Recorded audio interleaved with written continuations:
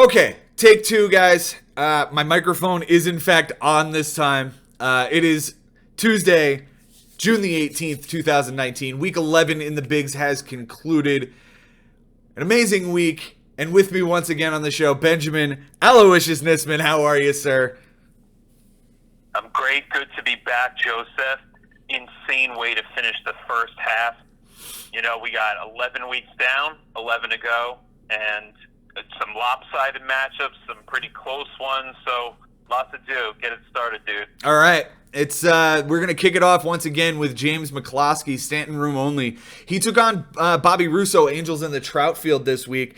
And before I jump into their matchup, I just want to give credit where it's due. James took over first place back on May the 13th. It's now June the 18th. So for 5 straight weeks, he has held on to that top spot with guys like me and Mike Haber and Jimmy Dunlap all nipping at his heels. So credit where it's due. The guy has done fantastic. He hasn't won every single week, but he's definitely maintained that top spot. He's done a fantastic job. This week, he again took on Bobby Russo, takes down the win 12-8. Close categories this week. James wins by 2 home runs. He wins by a save. He wins by a strikeout offensively, and he wins by 2 relief appearances. Bobby wins by a triple, 2 RBIs, 2 walks given up by a pitcher, and they tied in doubles. For James, on his bench, he went 12 for 35. That's a .343 batting average, 10 runs, a double, 2 triples, 2 home runs, 8 RBIs, 2 steals, 4 walks, and 5 strikeouts. If we break it down, the one thing that James was really upset about was leaving Hunter Renfroe on the bench on Sunday. He hit 2 home runs while Michael Conforto went 1 for 4 in left field. Now, of course, he did just acquire Michael Conforto in the trade that I'm sure Ben and I will talk about momentarily. But, you know, to leave 2 homers on the bench, it also came with 3 RBIs. And to lose the RBIs by 2 sucks really bad for him. No, especially because it was a move that he was considering making. Mm-hmm. But what he can't shake his head too badly about is the fact that he tied in doubles. If there was only 1 on the bench, I mean, that's not like having 4 or 5 on your bench all week. So at least you could trade that and say, you know, that's one that I could have at least tied or won, but at least I hung on to doubles. But you'll get into how many Bobby left on the bench, and that'll obviously be a factor. Yeah. The 8 RBIs on James's bench is probably where he kicks himself. Just again with Renfroe hitting 2 homers on Sunday. Everything else, I mean, it sounds like a lot when I break it down, but ultimately he lost runs by 24. You know, the triples might suck. He left Matt Chapman, who he just acquired, on the bench on Friday, who went 2 for 3 with a triple. And the other triple was that he left on his bench was from Jose Ramirez the same day, who went 2 for 5 with 2 RBIs. But Johnny VR went 1 for 4 with a double. I can't necessarily blame him too much for either of those benchings. You know, as we know, Jose Ramirez is basically the worst pick in the first round that has stayed healthy so far. He's really not playing. Thanks for reminding me. You're welcome. He really hasn't played up to par. Wait a minute. You traded him for Chris Sale. Calm down, buddy. It still looks bad. It goes on the resume as a bad pick. It goes on the resume as a bad first rounder. The best picks and the worst picks of the first round. We know who we'll look at. Right. During the All-Star break, I'll do that also in a video, as I do every year. Right. No, Ramirez has been terrible. Chapman was in an awful funk. Yeah. He was absolutely terrible. So to keep those 2 on the bench, I can completely understand why. You know, you're playing Yandy Diaz, you're playing Johnny VR. You know, you're playing the guys that are playing well for you. So I can't complain. As far as moves are concerned, he did end up wasting a move on, I think it was Wednesday. He picked up Gio Urshela after dropping his streamer Homer Bailey, but then immediately dropped Gio Urshela for Nicky Lopez. However, Nicky Lopez did go 2 for 4 with a homer and 2 runs scored that day. So he made the right move as far as the stats are concerned. It's just a waste of a move. We'll move on to Bobby's team. He went 11 for 34 on his bench. That's a 324 batting average. 7 runs, a double, 4 steals, 6 walks, and 7 strikeouts. And the one key person I want to highlight that he left on his bench way too much this week, and I can understand why, but it was Jurickson Profar. On Friday and Saturday, Profar went 2 for 3 with a double on his bench on Friday, while Brian Dozier went 0 for 4 with 2 strikeouts at second. And then went 3 for 4 with 4 RBIs and a steal on the bench on Saturday. But Will Myers went 0 for 5 with 3 strikeouts at third. I can understand playing Will Myers over him. They were in Colorado. That series was insane. But to not play him on Friday against who were they playing on Friday? They were playing Seattle on Friday. And instead playing Brian Dozier, who's not exactly been lighting the world on fire either. He also, leaving the double would have won him that category. He had a ton of steals on the bench, and he lost the steals category by 4 and left 4 on his bench. You know, if you're going into Sunday and you're tied or close in steals, you probably try to get that stat on Sunday. Moves for him, the only thing I would highlight is that Sunday he picked up and then immediately dropped both Tanner Anderson and Archie Bradley, who were starting. I'm not quite sure why, but I guess, maybe he picked them up with every intention of starting them, but realized how far the ERA and WHIP were, how far the innings were, how far wins were, and just didn't think it was worth it. Yeah, that makes a lot of sense to me. I've done that before plenty of times where you make the decision early that you're going to start them, and then you realize you better let go of them before their game starts, so at least there's a chance to make another move later on in the day if you have to. Exactly. And Bobby did end up dropping Archie Bradley for Ryan Stanek, who started for the Rays. I mean, he's probably the better option. Archie Bradley hasn't been very good this year. Key players this week, and for James, it's more of the usual suspects, man. It's Cody Bellinger. If this guy is not the MVP in the NL, then who is? He hit 350 this week with a 480 on base percentage, 3 runs, 3 homers, 4 RBIs, a steal, 5 walks, and 5 strikeouts. It's Hunter Renfroe, and the thing about Hunter Renfroe is that James has told me now, until, Gallo and Judge get healthy, his starting everyday outfield now is going to be Hunter Renfroe, Michael Conforto, and Cody Bellinger. That's a pretty good outfield. Renfroe this week, 286 average, 318 on base percentage, 4 runs, a double, 3 homers, 5 RBIs, a walk, 7 strikeouts. Those 3 homers do not include the 2 homers that were on his bench on Sunday. So the guy had an even bigger week than is what was on James's team. And finally, Yandy Diaz I want to highlight. He went 393 with a 433 on base percentage, 5 runs, 3 doubles, a homer, 7 RBIs, 2 walks, and 4 strikeouts. Pitching wise for James, again, usual suspects. Hyun-Jin Ryu has been the steal of the draft so far this year. 13 innings across 2 starts, 14 strikeouts. He gave up 1 solo home run. That's an 0.69 ERA, nice, and a 108 WHIP. His starts were against in LA against the Angels and at home against Chicago. 8 strikeouts against Chicago, 6 strikeouts against the Angels, just the 1 earned run. Just absolutely nasty. I want to throw in that Kevin Kiermaier here with a 313 average. And, he played him a decent amount and only 4 strikeouts. When you win strikeouts by as many as he did, which is 1, then, you think about that stuff, that at least the guys, if they're not putting up extra base hits, at least they're getting on base, bunting, a sacrifice fly, whatever it is, they're not striking out when they go up there. And it actually won him a category. Yeah, he's struggled all year with Kevin Kiermaier. He's like, I think I'm going to drop him. He keeps saying, I'm going to drop him, and still doesn't. And the guy still somehow, comes up with stats for him. He was the only guy to hit a triple this week for him. So, again, he gets another week on his team. back to his pitchers. It's two guys that he traded for this week. Hansel Robles gave him a save across 2 relief appearances, clean innings, 1 strikeout, and a 1 whip.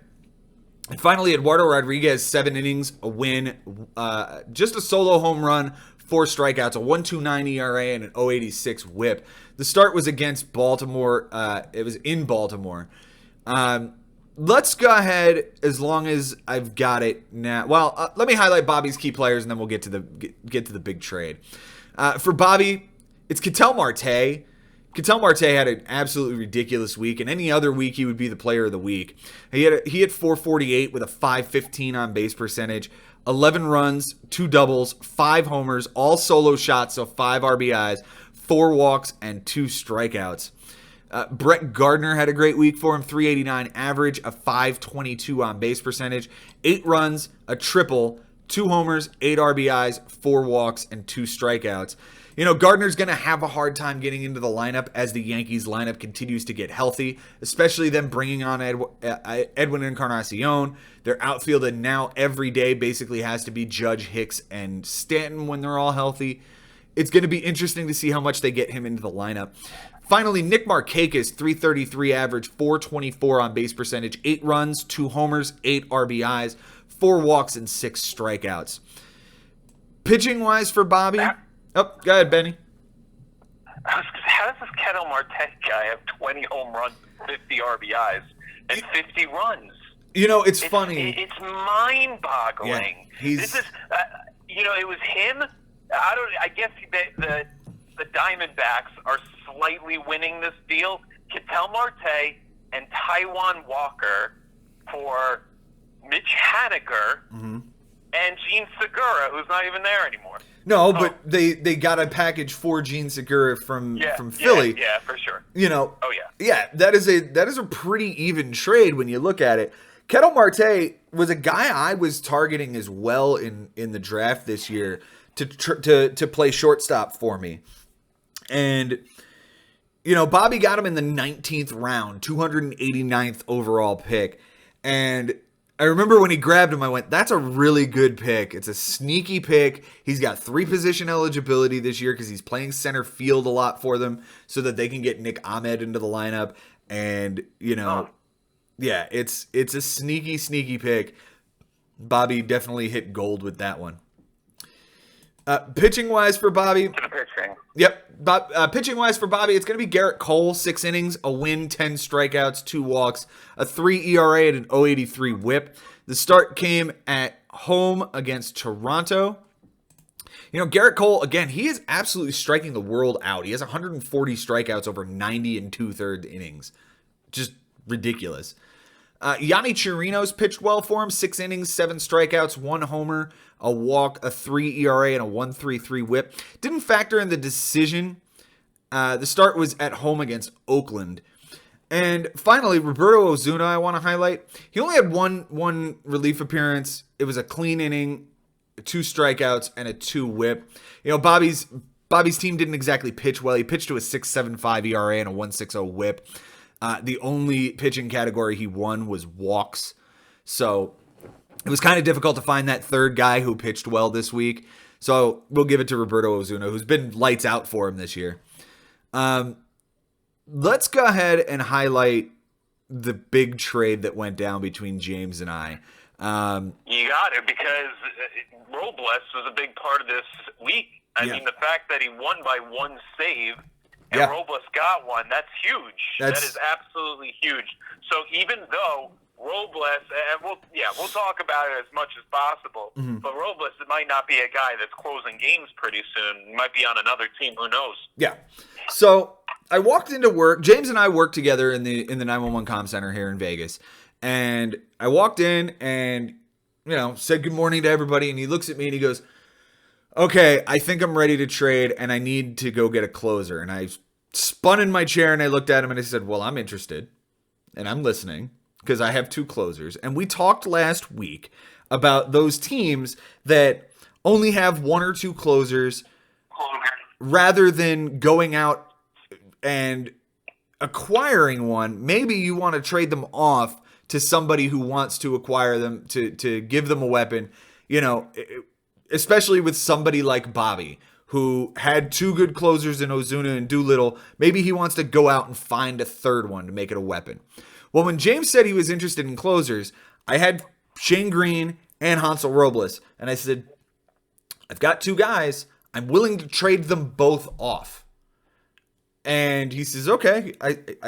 And before I said any of that, James says, and I think I want to trade away Aaron Judge.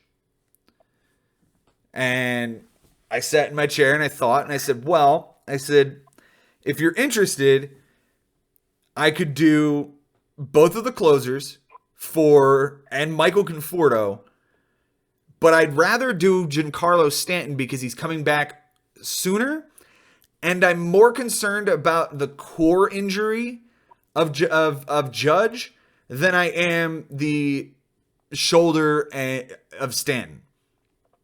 I said, so if you're gonna trade him, I'd like to get my hands on Stanton. We could do Conforto and the closers for Stanton and a pitcher. I said, but you're gonna end up dropping relievers in order to make room for these guys. I said, so why don't you just trade those back to me, and we can expand this deal? And that's how this monster started to grow.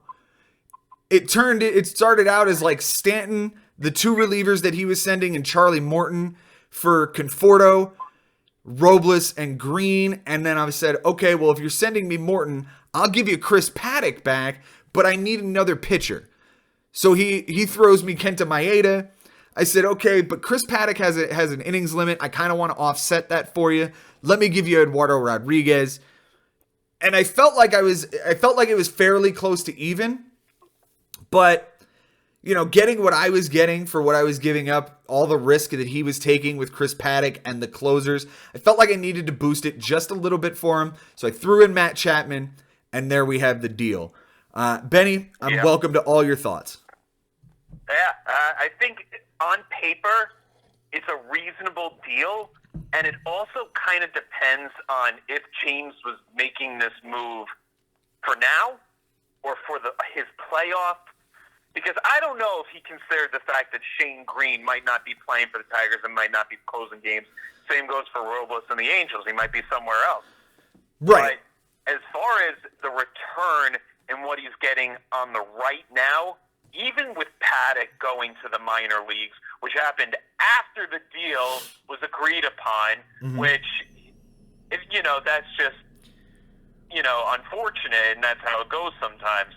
However, it's still a reasonably fair deal because he does get Eduardo Rodriguez, and maybe Eduardo Rodriguez has a good stretch. I don't know if Kenta Maeda is absolutely going to be, a great performer for the rest of the season as he compared to Eduardo Rodriguez. Was it not Morton involved in that deal as well? Yeah. The thing about Paddock, and James has said this, he goes, Paddock going down right now might actually be the best thing he could have had in this deal. He traded away a guy who sat on his DL most of the season, and he ends up picking up a guy who just went down to the minors. But Paddock can only stay down in the minors for about 2 to 3 weeks before it starts to affect his major league time as far as contractual obligations are concerned from the Padres. So they're only going to keep him down anywhere from 14 to 20 days, and then they have to bring him back up. And if they do that now, that means he's going to be there during the playoffs. And that's what James was really excited about when he heard that they sent him down. Excited may not be the best word to describe that, because obviously you don't want to trade for a guy and then the next day find out that he went to the minors. But he's definitely excited to hear that he's going to have him for the stretch run rather than the Padres shut him down in early August. No doubt. If he's there in September, though, and James is in the playoffs, that'll be unbelievable. Because then you think you might have Judge and Paddock as practically mid-season or playoff acquisitions for him. Exactly. And we were talking about it this morning that, I'm getting Giancarlo Stanton. He's coming back into the lineup today, as long as they play. I hear the weather's kind of shitty in New York, but Yeah. He's coming back into the lineup today, and that means I have basically like 10 days, a little over 10 days in June, all of July, all of August, and all of September. It's realistic I can still get 25 homers out of him. It's possible. You know? And if I can get, even if it's 20 homers out of him the rest of the way, I'll certainly take it. That's a hell of a midseason acquisition for me. What else is that we don't chart the Morton part of the deal is so fascinating to me because of what Tampa Bay is right now and who are the Tampa Bay Rays. Yeah. I'm still surprised by them. I'm surprised by him. I've been surprised by him for the last few years. 36-year-old pitcher who's kind of come into his own the last few years. So it's a guy that's nice to put on your team and possibly could get you to the playoffs if you know, or further. But you still don't know what they are, if they're still going to be accumulating runs at the rate that they are doing so and winning games the way they are. So who knows with Morton as well. Sure. The one thing that I thought of really hard when we wrapped last week was you talking about taking a strength on your team and making it, you know, a juggernaut. And when I was able to swing this trade for Morton and Maeda, and the trade we'll talk about next week that just went down yesterday, I took what was a fairly big strength of my team, and that's starting pitching, and bolstered it exponentially. Yeah. You know, I had to give up some pieces to do it, but I feel like now I've got an absolute ridiculous rotation that every single week can go out there and get me 60, 70 innings with a really good ERA. The one thing that I do want to highlight before we move on to the next matchup, and we talked about it last week, I've talked about it a lot this season. James seems to find whatever he possibly can to his streaming pitching has just been amazing this year. He streamed 3 pitchers this week, and I'll highlight all 3 of them rather quickly, but it's insane what he was able to do. He streamed Trent Thornton in Baltimore on Tuesday, went 5 innings, got the loss, but 3 walks, 4 strikeouts, a 5.40 ERA, and a 2 WHIP. That's the worst start he had this week. He streamed Homer Bailey on Thursday against Detroit, 6 innings, a win, 3 walks, 6 strikeouts, nothing earned, an 0.83 WHIP. And he streamed Dario Agrazal. I'm not even going to look this guy up. I've never heard it. I didn't know this guy was a human. He streamed him at Miami, 4 innings, a no decision, 3 strikeouts, a 4.50 ERA, and a 1.50 WHIP. James pitched to a 2.14 ERA across 71 1/3 innings this week. Ridiculous. He's got the best ERA in this league at, what did we say it was? It was like 3.34? Yeah, 3.34 ERA across 825 1/3 innings. That is almost half a run better than anybody else in this league. He's been amazing with his starting pitching. And it shows with a lot of different kinds of stats here, and I'll break them down as far as what he's done over the 11 weeks, and that's a pretty good sample size.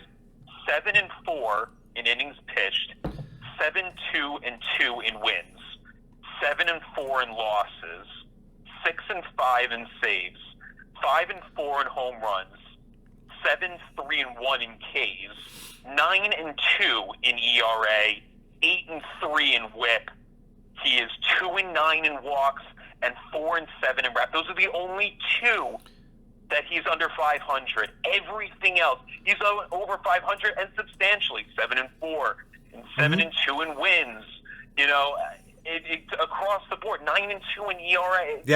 He is really doing it. No matter who he is facing, he is holding it down. Yeah, and the thing that actually shocks me about what you just said was he's 6-5 in saves and just went out and got 2 closers. Yeah. So that record can certainly improve in the weeks to come. He's doing a great job. It's no surprise he's been on top for 5 straight weeks, and obviously it's going to continue, but he faces me this week. Let's move on to my matchup. It was me against Mike Haber, Teoscar named Desire. I come in losing 3 of my last 5, and Mike had been winless in his last 3, so it was certainly something had to give this week. Close category. Oh, I won 11-9 in an absolute dogfight of a match. I won by a complete game. Mike wins by a triple, an error, and a save. And we tied in home runs given up by a pitcher and walks given up by a pitcher. Absolutely insane week. On my bench this week, I went 9 for 24. That's a 375 batting average, 12 runs, a double, 4 homers, 9 RBIs, 2 walks, and 8 strikeouts. The 4 homers and 9 RBIs, the vast majority of it comes from Eloy Jimenez, who I just simply could not get into my lineup. And it's a matter of like, he's only left field eligible. Juan Soto is only left field eligible. And Jimenez, until this point, was hitting in the 220s, and I just couldn't justify putting him in the lineup over Soto any day. And you say, oh, we'll play him at utility. Well, okay, then I'm benching either Francisco Lindor, my second-round pick, or Jorge Polanco, who's leading the AL in batting. Like, something had to give, and that's why I did what I did yesterday. Moves for me this week. Obviously, the big trade happened. I finally ended up dropping Stephen Piscotty for Adam Plutko's start. I dropped Joe Musgrove after a bad start, finally. You know, bringing on Charlie Morton and Kenta Maeda made the Musgrove drop palatable for me. But the big set of moves, and I'm sure you want to talk about this, Benny, is everything I did on Sunday. I picked up Martin Perez, I picked up Mike Leake, I picked up Brett Anderson, and I picked up Oscar Mercado. Those 4, along with Gerard Dyson and Brock Holt streams for right field, they pretty much won me the week, especially those starts. Well, it was the fact that you tie in home runs given up and you tie in walks given up when you're going after those other categories. That was very fortunate. That to me was the week. Yeah. The fact that you did not lose those 2 categories but tied them. That's unbelievable. Yeah. We'll get to how Sunday broke down after I highlight Mike's team. Mike on his bench went 11 for 49. That's a 224 batting average. 7 runs, a double, 3 homers, 6 RBIs, a stolen base, 6 walks, and 15 strikeouts. The only thing that was big that week. On Saturday, he left Cesar Hernandez on the bench. He hit a home run, drove in 3 on his bench. Michael Chavis went 2 for 5 with a strikeout. And Paul DeJong, who is an absolute Met killer, went 3 for 4 with a stolen base on his bench. And Didi Gregorius went 2 for 4 with an RBI at shortstop. I can understand why he played Gregorius over DeJong. DeJong has had an awful, maybe 6 weeks now. And Gregorius is back in the lineup. That's going to be an interesting pairing going forward, because the Yankees have said that Gregorius is going to sit 1 out of every 3 games in a series. And if they line it up with DeJong playing well in that one game, Mike's got himself a nice 1-2 punch at shortstop. Moves this week. The one thing I will highlight is that on Saturday, he dropped Jordan Luplow for J.D. Davis to play J.D. Davis at first base. And I thought, oh, that's a nice little move that he makes. You know, he's trying to get some stats in there. J.D. Davis fucking goes 4 for 5 with a homer, a double, 3 runs, and an RBI. And I'm like, how the fuck are you going to stream that guy? Key players this week for us. For me, it was Jose Abreu, who has absolutely anchored my corner infield, my first base spot. 440 average, no walks, the same on base percentage. 5 runs, 3 doubles, a homer, 2 RBIs, 2 strikeouts, and an error. Francisco Lindor has been great for me. 304 average, 360 on base percentage, 2 runs, 3 doubles, an RBI, 2 steals, 2 walks, and 4 strikeouts. And finally, Tommy Pham, 407 average, 484 on base, 5 runs, 2 homers, 6 RBIs, 4 walks, and 3 strikeouts. Pitching-wise for me, it's Trevor Bauer. He threw me a complete game shutout on Sunday. He had 2 starts this week, and both were absolutely fantastic. 16 and 2/3 innings. Again, the complete game comes in Detroit. An 0.54 ERA, an 0.90 WHIP, 14 strikeouts, a win, the complete game, 5 walks. The starts were at home against Cincinnati and in Detroit, which is absolutely amazing. And finally, actually, secondarily, Hansel Robles, before the trade, gives me 2 relief appearances and 2 saves with 3 strikeouts across 2 2/3. And finally, it's Mike Leake, who I streamed on Sunday. The guy goes 7 innings, 2 earned, 7 strikeouts, 2 solo homers, a 2.57 ERA, and a 1 WHIP. For Mike? Okay. Oh, go ahead. So, no, but don't forget your thought. But what I'll say, as we haven't necessarily closed up on the trade, that if you had Robles, then you potentially tie that category, a category you lose by 1. So for other people to appreciate out there that are listening, Joe does lose that category because the trade did ensue in the middle of the week. Yeah. Absolutely. For Mike, let's talk about this kid Yordan Alvarez for a second. He's come up with all the injuries to Houston, and all he has done is absolutely rake. 389 average, 522 on base percentage, 7 runs, 3 homers, 6 RBIs, 5 walks, and 7 strikeouts. This kid all of a sudden makes Mike's outfield really crowded and an incredibly good problem to have. His outfield is now Alvarez, Betts, Hicks, Chris Davis, and Jock Peterson. That's a lot of home runs in that outfield. He's just going to have to play it every day and see how well he does. Michael Chavis did well for him. 368 average, 429 on base percentage, 6 runs, 2 homers, 4 RBIs, 2 walks, 3 strikeouts, and an error. Finally, Mookie Betts, 261 average, 433 on base percentage, and he filled up the whole stat line. 4 runs, a double, a triple, a homer, 4 RBIs, a steal, 7 walks, 3 strikeouts, and an error. Pitching-wise for him, you talked about the fact that I lost the saves category.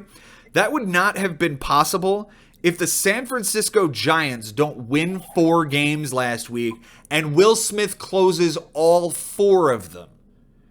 How about that? Insane, right? 4 innings, 4 saves. He even gave up a homer somewhere along the way, so he can't even blow one for me to at least give me the tie. 2 walks, 7 strikeouts, a 2.25 ERA, a 1.50 WHIP. He was absolutely Mike's best pitcher last week. To take nothing away from John Means, 10 innings across 2 starts, 9 strikeouts, a 2.70 ERA, a 1.60 WHIP. The starts were against Toronto at home and Boston at home. And finally, Giovanni Gallegos. Again, Mike pitched to a pretty crappy 5.15 ERA and 1.44 WHIP, but he did win relief appearances. So I wanted to highlight Giovanni Gallegos, who gave him 3 relief appearances, all clean, a 2.5 WHIP, 4 strikeouts across 4 innings. Any thoughts on those, or should we jump to breaking down Sunday between us? Oh, that's exactly what I was just going to say. I have time to break down Sunday, if you don't mind, if I just start. Go for it. It's kind of a heartbreaker for Mike here. So for me, what ends up being the difference in the week is that you start all those starters and you end up tying in walks given up and home runs given up, and it's the heartbreaking Sunday and the letdown of Mike's offense to the tune of a 211 average and a 250 OBP. He lost on base percentage 245. What was it, the final? It was 345 to 350. He lost it by 5 points. 345 to 350. Okay. Yeah. So between Cesar Hernandez, Eugenio Suarez, Yordan Alvarez, Dexter Fowler, and Justin Turner was an 0 for 21.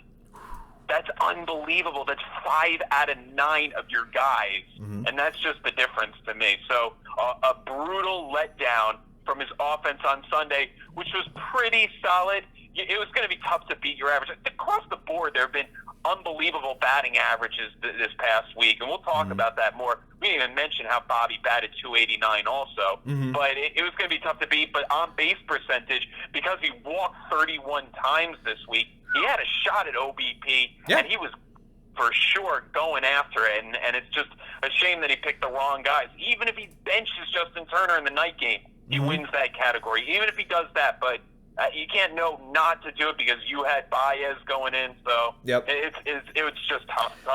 It came down to all-around beat.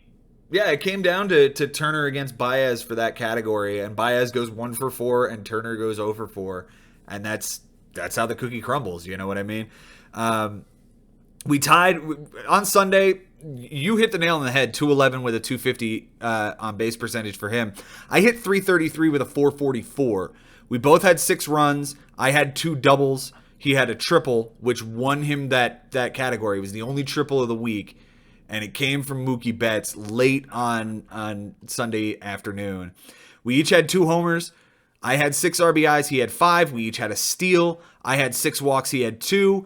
I had 10 strikeouts. He had 9, and he had 2 errors. The counting stats were incredibly close. But the percentages, the average and on-base percentage is where the difference really lied as far as offensively. Pitching-wise, that's where I really got him as far as this week is concerned. I highlighted, I streamed a couple of guys, and it was Mike Leake and Martin Perez that I streamed. For that Sunday, I went 27 2/3 innings, a 2-1 record, the complete game from Trevor Bauer. I gave up 3 homers, 4 walks, 27 strikeouts, a 2.60 ERA, and an 0.80 WHIP. For Mike, he pitched, I believe it was just one. He pitched one guy. It was John Means on Sunday. 5 2/3, 3 walks, 2 strikeouts, a 3.18 ERA, and a 1.94 WHIP. I flipped strikeouts, which is what I was going for. I flipped WHIP, which was the other stat that I was going for. And I get a complete game. That's 3 stats that I get in my favor, and I don't give up home runs and walks in the process. Yeah, how you only gave up 4 walks in 27 2/3 innings is just mind-altering. Yeah, no, I don't understand how that's even possible, and probably doesn't happen on any other day, especially because Jason Vargas was 3 of the walks. Yeah. It was 3 of them. Yeah. Out of it, almost 28, he was 3 of them. Yeah, and the thing is, they pulled him after 4 innings with a leg cramp. If he goes further, I probably lose walks. Mike Leake goes 7 innings and doesn't give up a walk. Trevor Bauer, who has, the most walks in the league, goes the complete game, does not walk a guy. If I don't play Jason Vargas, I win walks. But I liked the start, and he's been really good lately, even though I dropped him because he's playing in Chicago this week. I don't like that start. It was an absolute dogfight. I love playing Mike Haber. He's an absolute just pleasure to play against. And he's a really tough matchup. Mike, I'm glad I don't have to see him again until the playoffs, much like I said last week about Chris Levy. I'm sure I will see him down the line. Mike, it's a pleasure. Anything else you got to add? Listen, yeah, absolutely. He's 7-4 in batting average and 7-4 in on-base percentage, even with this loss. So 6-4 in RBIs, 6-4 in home runs, 7-4 in doubles. He's over 500 in runs, so he's doing just fine in that regard. And even though he would consider himself in a little bit of a slump right now, but he's not. He's got an unbelievable team. We both have unbelievable teams, and going forward, I have a hunch that because Mike is so diligent with his team every day, and he's always been in it, he's not going to have too difficult of a time. He's over 500 in basically every pitching category. Innings pitched, he's 8-3. Wins, he's 5-4. Losses, he's 6-5. He's 5-5 in saves, 5-5 in home runs given up, 5-5 in walks, 8-3 in strikeouts, 6-5 in ERA, 6-5 in WHIP, and 7-4 in relief appearances. The only one who's under 500 is complete games. We don't even count it. But I'm just saying he's either at 500 or over 500 in every single pitching category. He is an unbelievable manager, and he's a force to be reckoned with in the second half, no doubt. Absolutely. Absolutely. Like I said, I'm glad I'm not going to face him again until the playoffs. Let's move on, and it'll be Jimmy Dunlap taking on JD17 taking on James Santangelo. Snell my shorts. Jimmy had won 2 of the last 3 coming in. James was 1-1-1 in his last 3. Jimmy does get the win here, 14-7, doubling up James. Jimmy won by 1 strikeout and 1 loss. James wins by a triple, a save, and a home run given up by a pitcher. They did not tie in anything. For Jimmy, man, he had a really, really good offensive output. We were talking last week about how... They both did, bro. Yes, but, I mean, Jimmy won the majority of the offensive categories. And we talked last week about how good James Santangelo's offense can be.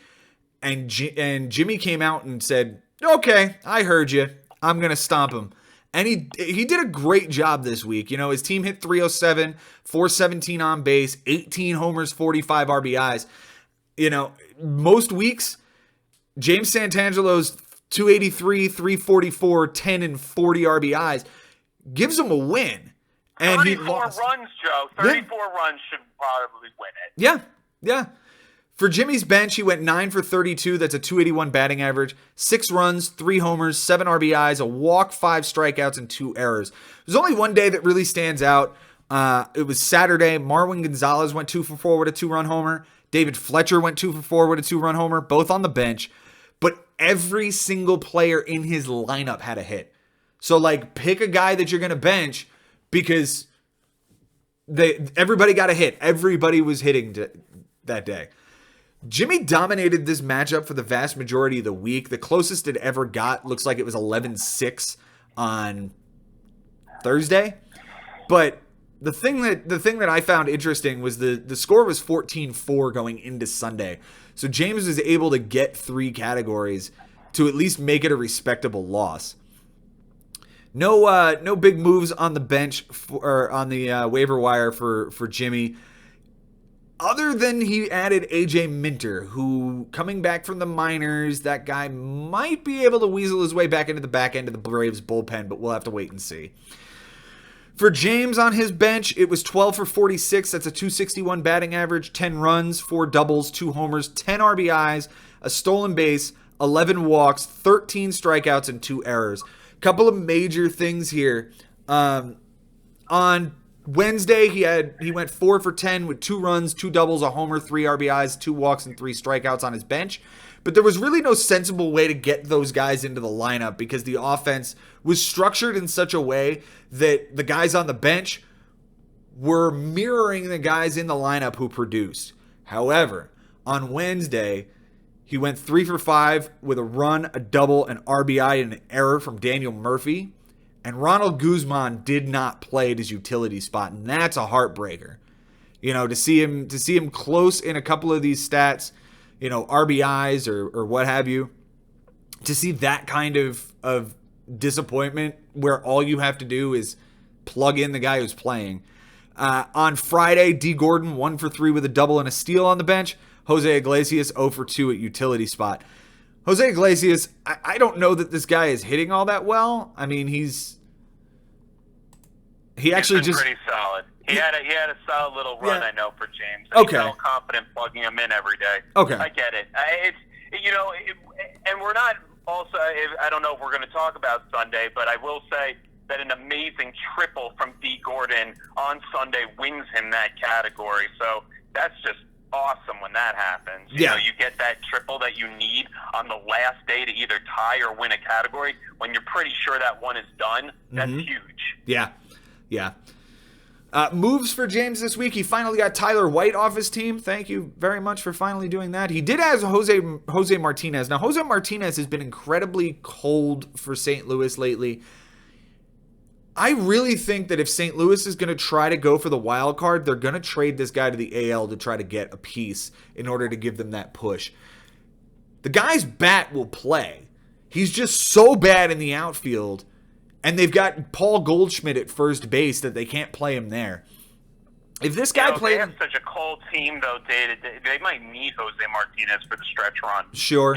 Yeah. He is still a pretty young guy, and he could heat up. They've seen him heat up in other times during last season, so it's not necessarily an easy guy to move for a bullpen piece that might not work out, or a starting pitcher that's only going every 5 days. I don't know.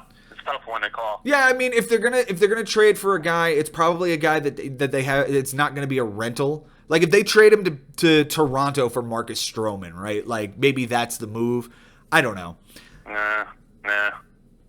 Let's just jump to. If I'm St. Louis. Yeah, let's jump to key players. For Jimmy this week, it was Scott Kingery. 500 batting average, a 542 on base percentage, 7 runs, 3 doubles, a triple, 4 homers, 8 RBIs, 2 walks, and 5 strikeouts. This guy is probably going to be the starting center fielder every day now that Andrew McCutchen went down and Odubel Herrera's, got his issues. If he's not starting in center field, he's going to be spelling Maikel Franco at third. Maybe he gives Gene Segura a day off at short. He's incredibly versatile, and I see the Phillies. This is a guy that they extended before he had even really played every day in the majors. They like this kid, and he's definitely rewarding them with this kind of performance. Max Kepler did well for him this week, 391 average, 500 on base percentage, 6 runs, 3 doubles, 2 homers, 6 RBIs, 5 walks, and 4 strikeouts. And finally, Alex Bregman, who hit 214 this week, but that's not why I'm highlighting him. Yeah, that's a terrible average, but he had a 542 on base percentage, 3 runs, a homer, 4 RBIs, 10 walks this week, and only 2 strikeouts. Absolutely amazing offensive output. We'll jump to his pitchers real quick. Zach Greinke gave him a great start, 7 1/3, 3 strikeouts, no earned, and 0.27 whip. My understanding was this was a no-hitter for a while, and it got broken up. The start was in Washington. It was just a ridiculous start, and Greinke's having a great season. Do you think the Diamondbacks trade him if they're not in the race? It's possible. He's owed a lot of money, so it's tough. Yeah. Mike Minor, who again has been great for him, great for Jimmy this entire season. Another 2-start week, 14 1/3 with a win, 3 homers you don't like to see, 6 walks you don't like to see, but 12 strikeouts, a 3.14 ERA, and an 0.98 WHIP. The starts were at Boston and at Cincinnati. The start in Boston was fantastic, 8 innings, 6 strikeouts, 2 earned. The start in Cincinnati was less so, but it was the win, 6 1/3. 6 strikeouts, looks like 3 earned runs. That's impressive to me. That's a quality start. Yeah. This guy is coming out of nowhere and to go into two hitters' parks and do what he did and throw to a 3.14 ERA and get the win, no losses. That's darn impressive for me. Sure. Finally, I'm going to highlight Lance Lynn, who's been good for him. Quality start, 6 innings, 3 earned, 8 strikeouts, a 1.17 whip, a 4.50 ERA, and only 1 walk. We talked about it last week. Jimmy's pitching staff is not a bunch of household names. It absolutely is not. But you've got a bunch of guys who are performing better than could have been expected, and it's as good as he could have asked for. It's Zach. Lynn is an unbelievable professional right now. Exactly. Luis Castillo has been great for him. Andrew Haney is a great pickup for him if he can get things going and righted. Brad Peacock is a great guy to have on this rotation. Matthew Boyd is really good. Like, it's not a ton of guys whose names jump out at you, but when you look at their stats, that's what's really telling. For James this week, it was David Dahl who had an unbelievable week. He hit 400 with a 467 on base percentage, 7 runs, a double, a triple, a homer, 8 RBIs, a steal, 3 walks, 2 strikeouts, and an error. All 7 of his games were in Colorado, and as we know, that series with San Diego set a record for runs scored in a series. So it was anybody who was in one of those 2 lineups did fantastic this week. Christian Yelich continues to carry this team. 375 average, 423 on base percentage this week. 6 runs, 3 doubles, 2 homers, 4 RBIs, 2 steals, 2 walks, 7 strikeouts, and an error. And finally, D. Gordon, you talked about the triple that won him the week. He also hit .294 this week with 2 runs, 2 doubles, an RBI, and only 1 strikeout. Pitching-wise for James, Roenis Elias he picked up off the waiver wire, and he did pretty well for him this week. 2 innings, 2 relief appearances, absolutely clean innings, 2 saves, and 2 strikeouts. Pedro Baez gave him 3 clean relief appearances, 3 innings, only 2 walks, and a 1.33 whip. And Dakota Hudson gave him a good start. 7 innings, 6 strikeouts, a 1.29 ERA, and an 0.86 whip. Of course, the start. Do you know what start it was, Benny? Not off the top of my head. It was against the Mets. It was against the Mets. To me, this is just it's 2 juggernauts going at each other. Not only the hitting, you said it. James had a .283 batting average, and he had 10 home runs and 40 RBIs and 34 runs, and he should have won this thing. He had an under 4 ERA. How many ERAs would James have beaten with an under 4 ERA this week? But he walked into this guy, and this guy's throwing to a .274 ERA with 41 runs and a .417 on-base percentage. What was he supposed to do this week? Yeah. Grandal for James's team batted .368 and had a .462 on-base percentage. He had 2 dingers. He had 8 RBIs. Daniel Murphy, you mentioned in that whole series, he had a couple of runs. He had 4 RBIs. He batted at .381 and had a .364 OBP. What was he supposed to do? The most heartbreaking thing in the lineup probably for James is that he kept rolling Kyle Schwarber out there, who had 9 punch-outs.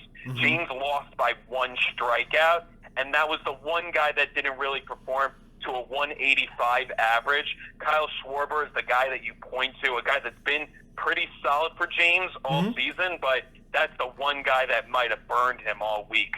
Yeah, I mean, Schwarber had been incredibly hot in this week, or up to this week. You know, he still had 3 bombs. He got 3 dingers. Yeah, he had 3 bombs and 6 RBIs this week. So you can't really justify getting that guy out of your lineup if he's hitting, dingers like that. Just, he ran into a tough matchup this week. He ran into a good offense. But James has got a really strong team, a really strong offense. He's got good pieces of the Milwaukee lineup and the Colorado lineup, which are 2 of the top offenses in baseball. Let's move on. We're going to move on to witness protection, Jason Ashby, who took on Jose told a story, Chris Levy. They go to a 9-9 tie. And, coming off last week, we were really, really high on Chris Levy. He had another great week. Just kind of wish his pitching would have showed up for him. Close categories this week. Jason wins by a triple, 2 steals, and a loss. Chris wins by a home run and an error. They tied in wins, saves, and home runs given up by a pitcher. For Jason on his bench this week, 8 for 31, a 258 batting average, 4 runs, a double, a home run, 6 RBIs, 4 walks, and 6 strikeouts. The only thing that I want to highlight on his bench, he ended up benching Yu Darvish, a 7-inning, 10 strikeout appearance in LA. He did not get the win, so at the end of the day, it doesn't matter because he won innings. He tied in wins, which Darvish didn't get. He won strikeouts, he won ERA, and he won WHIP. The start was on Saturday, so I can understand that Yu Darvish hasn't been the guy that you look at as consistent, and the start is against LA, which is an incredibly good lineup. So I understand sitting him down there. The thing that impressed me, Jason streamed 3 guys this week. Jordan Yamamoto, Michael Pineda, and Steven Brault. Those 3 streams went to 18 2/3 innings, a 2-0 record, only 1 earned run over that entire time, 16 strikeouts, 4 walks. That's a .48 ERA and a .91 WHIP. How do you even go up against? That's got to be one of the reasons why he tied home runs given up. I mean, that is pretty solid over your streamers. Yeah. For Chris, he went 9 for 29 on his bench. That's a .310 batting average, 6 runs, a double, 2 homers, 4 RBIs, 2 walks, and 9 strikeouts. The only thing that I found interesting was Hunter Pence didn't play on Friday, and Clint Frazier went 2 for 4 on his bench. Now, Clint Frazier did get sent down this week finally. It looks like he's going to be the odd man out in the outfield. I foresee the Yankees trading him away for a pitcher. They may end up putting him in a deal. Bumgarner maybe, Stroman perhaps. We'll see where he lands. As far as his moves this week, he wasted a move on Monday. He ended up picking up Harold Ramirez and then immediately dropping him for Delino DeShields. Now, why is that interesting? Because that day, Harold Ramirez went 3 for 4 with a double, a run, and a strikeout. And Delino DeShields went 0 for 5 with 3 strikeouts. Crippling. Absolutely crippling. The rest of the week didn't have a whole lot to write home about. But Chris did stream 3 pitchers of his own. John Duplantier, Ronaldo Lopez, and Odrisamer Despaigne. Those 3 starters went 13 1/3 innings, 0-3, 16 earned runs, 2 homers, 7 walks, 10 strikeouts. That's a 10.80 ERA and a 2.18 WHIP. There's your reason why this guy ended up losing ERA, WHIP, walks, losses. Yeah, absolutely. That's 3 of his 5 losses. And couldn't grab an extra win. Yeah. He just needed 1. He just needed 1. Yep. Key players this week. For Jason, it's Anthony Rendon, who is he the most underrated superstar in Major League Baseball, Benny? Possibly. He's had 100 RBI season, so I don't know if he's the most underrated. Yeah. But he's an excellent player, and he's going to continue to produce. I think he's only 28. Yeah. He hit .333 this week with a .346 on base percentage, 7 runs, 4 homers, 7 RBIs, a walk, and 3 strikeouts. Whit Merrifield is another incredibly underrated guy. .385 average, a .429 on base percentage, 5 runs, 3 doubles, a homer, 4 RBIs, 3 steals, which single-handedly won him steals this week, 2 walks, and 2 strikeouts. And finally, Andrew Benintendi, .269 average, a .296 on base percentage, 4 runs, 2 doubles, a triple, a homer, 6 RBIs, a walk, 5 strikeouts. The triple is what's interesting because he won that by 1, and the only other triple was Austin Meadows, who hit .080 this week. It was like one of his 2 hits this week. For pitching-wise, for Jason, again, I highlighted it earlier, Jordan Yamamoto, 7 innings, a win, 5 strikeouts, 2 walks, nothing earned, an .071 whip. It was the kid's debut. It was at home against St. Louis. Just an incredible start. He gets them again today on the road. He's in St. Louis today, so it'll be interesting to see how he does against the same team. Max Scherzer continues to do Max Scherzer things. 2.57 ERA, an 0.57 WHIP across 7 innings with a win, 10 strikeouts, 2 homers you don't like to see, and only 1 walk. And finally, Jalen Beeks. I liked Jalen Beeks coming into this year. He's usually the guy who comes in behind Ryan Stanek as they're calling him the highlighted pitcher or the second starter or whatever they want to call him. This week he had two of those starts. He went 7 innings, a 2.57 ERA, a 1.29 WHIP, 3 walks, 4 strikeouts. But the 2 relief appearances is what's great for that guy. And he's definitely a weapon for somebody like Jason if he's going to continue to produce like that. Your thoughts? Yeah, I think so too. And being able to revamp Jason's bullpen is exactly what his focus was. He got that Neris deal done. Mm-hmm. He got the Iglesias deal done. Mm-hmm. He's got this guy now, and he has exactly done what he said he was going to do, which is revamp the bullpen. Absolutely. And his team looks good. And you know what? Going to a 3.67 ERA is not any slouch after 73 and 2/3 innings. Absolutely. That's an unbelievable pitching performance, and was able to hold it down against a monstrous hitting performance from Chris this week. I can't get over, again, how amazing some of the hitting was from everybody this week. And Chris batted to a .300 batting average and a .404 on base percentage. He had 44 runs as well. Jason, he walked into a juggernaut offensively, but held it down with his pitching and managed very well throughout the week. And that's why it was just a tie. Yeah, absolutely. Absolutely. It was an incredible hitting performance from Chris this week. Let's highlight Chris's key players this week. It's going to be Eduardo Escobar.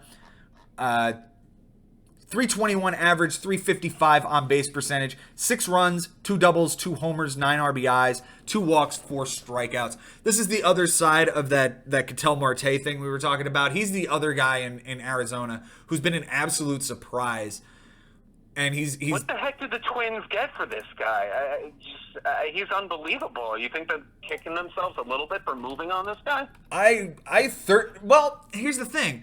He plays shortstop and third base, right? So they had to have believed in Miguel Sano, and obviously they believe in Jorge Polanco to ship him they have off. Rosario out there also, but why can't you find time for all these guys? I don't understand what the point was from moving them. I think they'd rather have, even though they have so many hitters, I think they'd rather have them than not have them. Yeah. The trade for Escobar was July last year, so it was a deadline deal. He was traded to the Diamondbacks for 3 minor leaguers, none of which I've heard of. Yeah. So, and then the Diamondbacks re-signed him, signed him to a 3-year extension. So they've got him for the next 3 years at $7 million a year. It's absolutely a steal. Dansby Swanson had a great week for him as well. 346 average, 514 on base, 8 runs, 3 doubles, 7 walks, 5 strikeouts. Kid's been really good this year. I thought he was going to be coming into the season. Finally, Hunter Pence is still having a great year, despite the fact that he just landed on the DL with the groin injury. He hit .412 last week with a .524 on base percentage, 5 runs, 4 doubles, 2 homers, 7 RBIs, 4 walks, and 5 strikeouts. All of a sudden, Chris has a glutton of guys on the DL between Nimmo, Pence, Altuve. Looks like Teoscar Hernandez is day-to-day. He's still got, he's got Jesus Luzardo as his NA spot. He's got a glut of guys on the DL, and I don't know that any of them are coming back anytime soon. Yeah, and he's got Cano on his team also, and you never know there. Yeah, Cano just came back. Who knows how good he's going to be. Yeah, it's going to be interesting to see going forward. Yeah, I think another guy that needs to be highlighted here is Trevor Story with 7 runs and 2 home runs, a .313 average, 371 on base. Any guy that hit a home run for Chris last week, he's got to be thanking him, because that either won him the category or could have saved him from losing it, because any guy that hit 2 dingers without those 2, he loses it. He won by 1, 10-9 in home runs. So the 2 from Story, the 2 from Escobar, 1 from Kendrick, 1 from Vogelback, 2 from Pence. He needed every single one of them. So it's just huge. The guy you're failing to mention here is Cameron Maybin. Cameron Maybin hit him 2 homers on Saturday and Sunday. Yeah, on Saturday and Sunday, too. That's the real thing. You stream a guy like Cameron Maybin, who's only going to get a little bit of playing time. Him both days. Yeah. Amazing. Absolutely amazing. Let's highlight his pitching and jump to the next matchup. Brandon Workman has been really good this year. You gave him 5 relief appearances this week with 2 wins. 5 strikeouts, 4 walks, nothing earned, a 1.13 whip, 5 1/3 innings. And Chris wins relief appearances and ties wins thanks to this guy. That's a guy he needs to be thanking this week. Zach Eflin gave him a good start, 8 innings in a loss, 2.25 ERA, and 0.75 whip, 9 strikeouts with only 1 walk. Tough luck loss there. The start was at home against Arizona. He lost 2-0. Just a damn shame. And finally, Lucas Giolito, who may be the free agent pickup of the year, 6 innings, a win, 6 strikeouts, only 1 solo homer, 4 walks, a 1.50 ERA, a 1.33 whip. The start was at home against the Yankees. The guy's pitching to a 2.22 ERA now. Like, I don't know what it was that happened when he went down the DL for like a week and a half, but holy shit. This guy has come back and just been lights out. For sure. And you know what?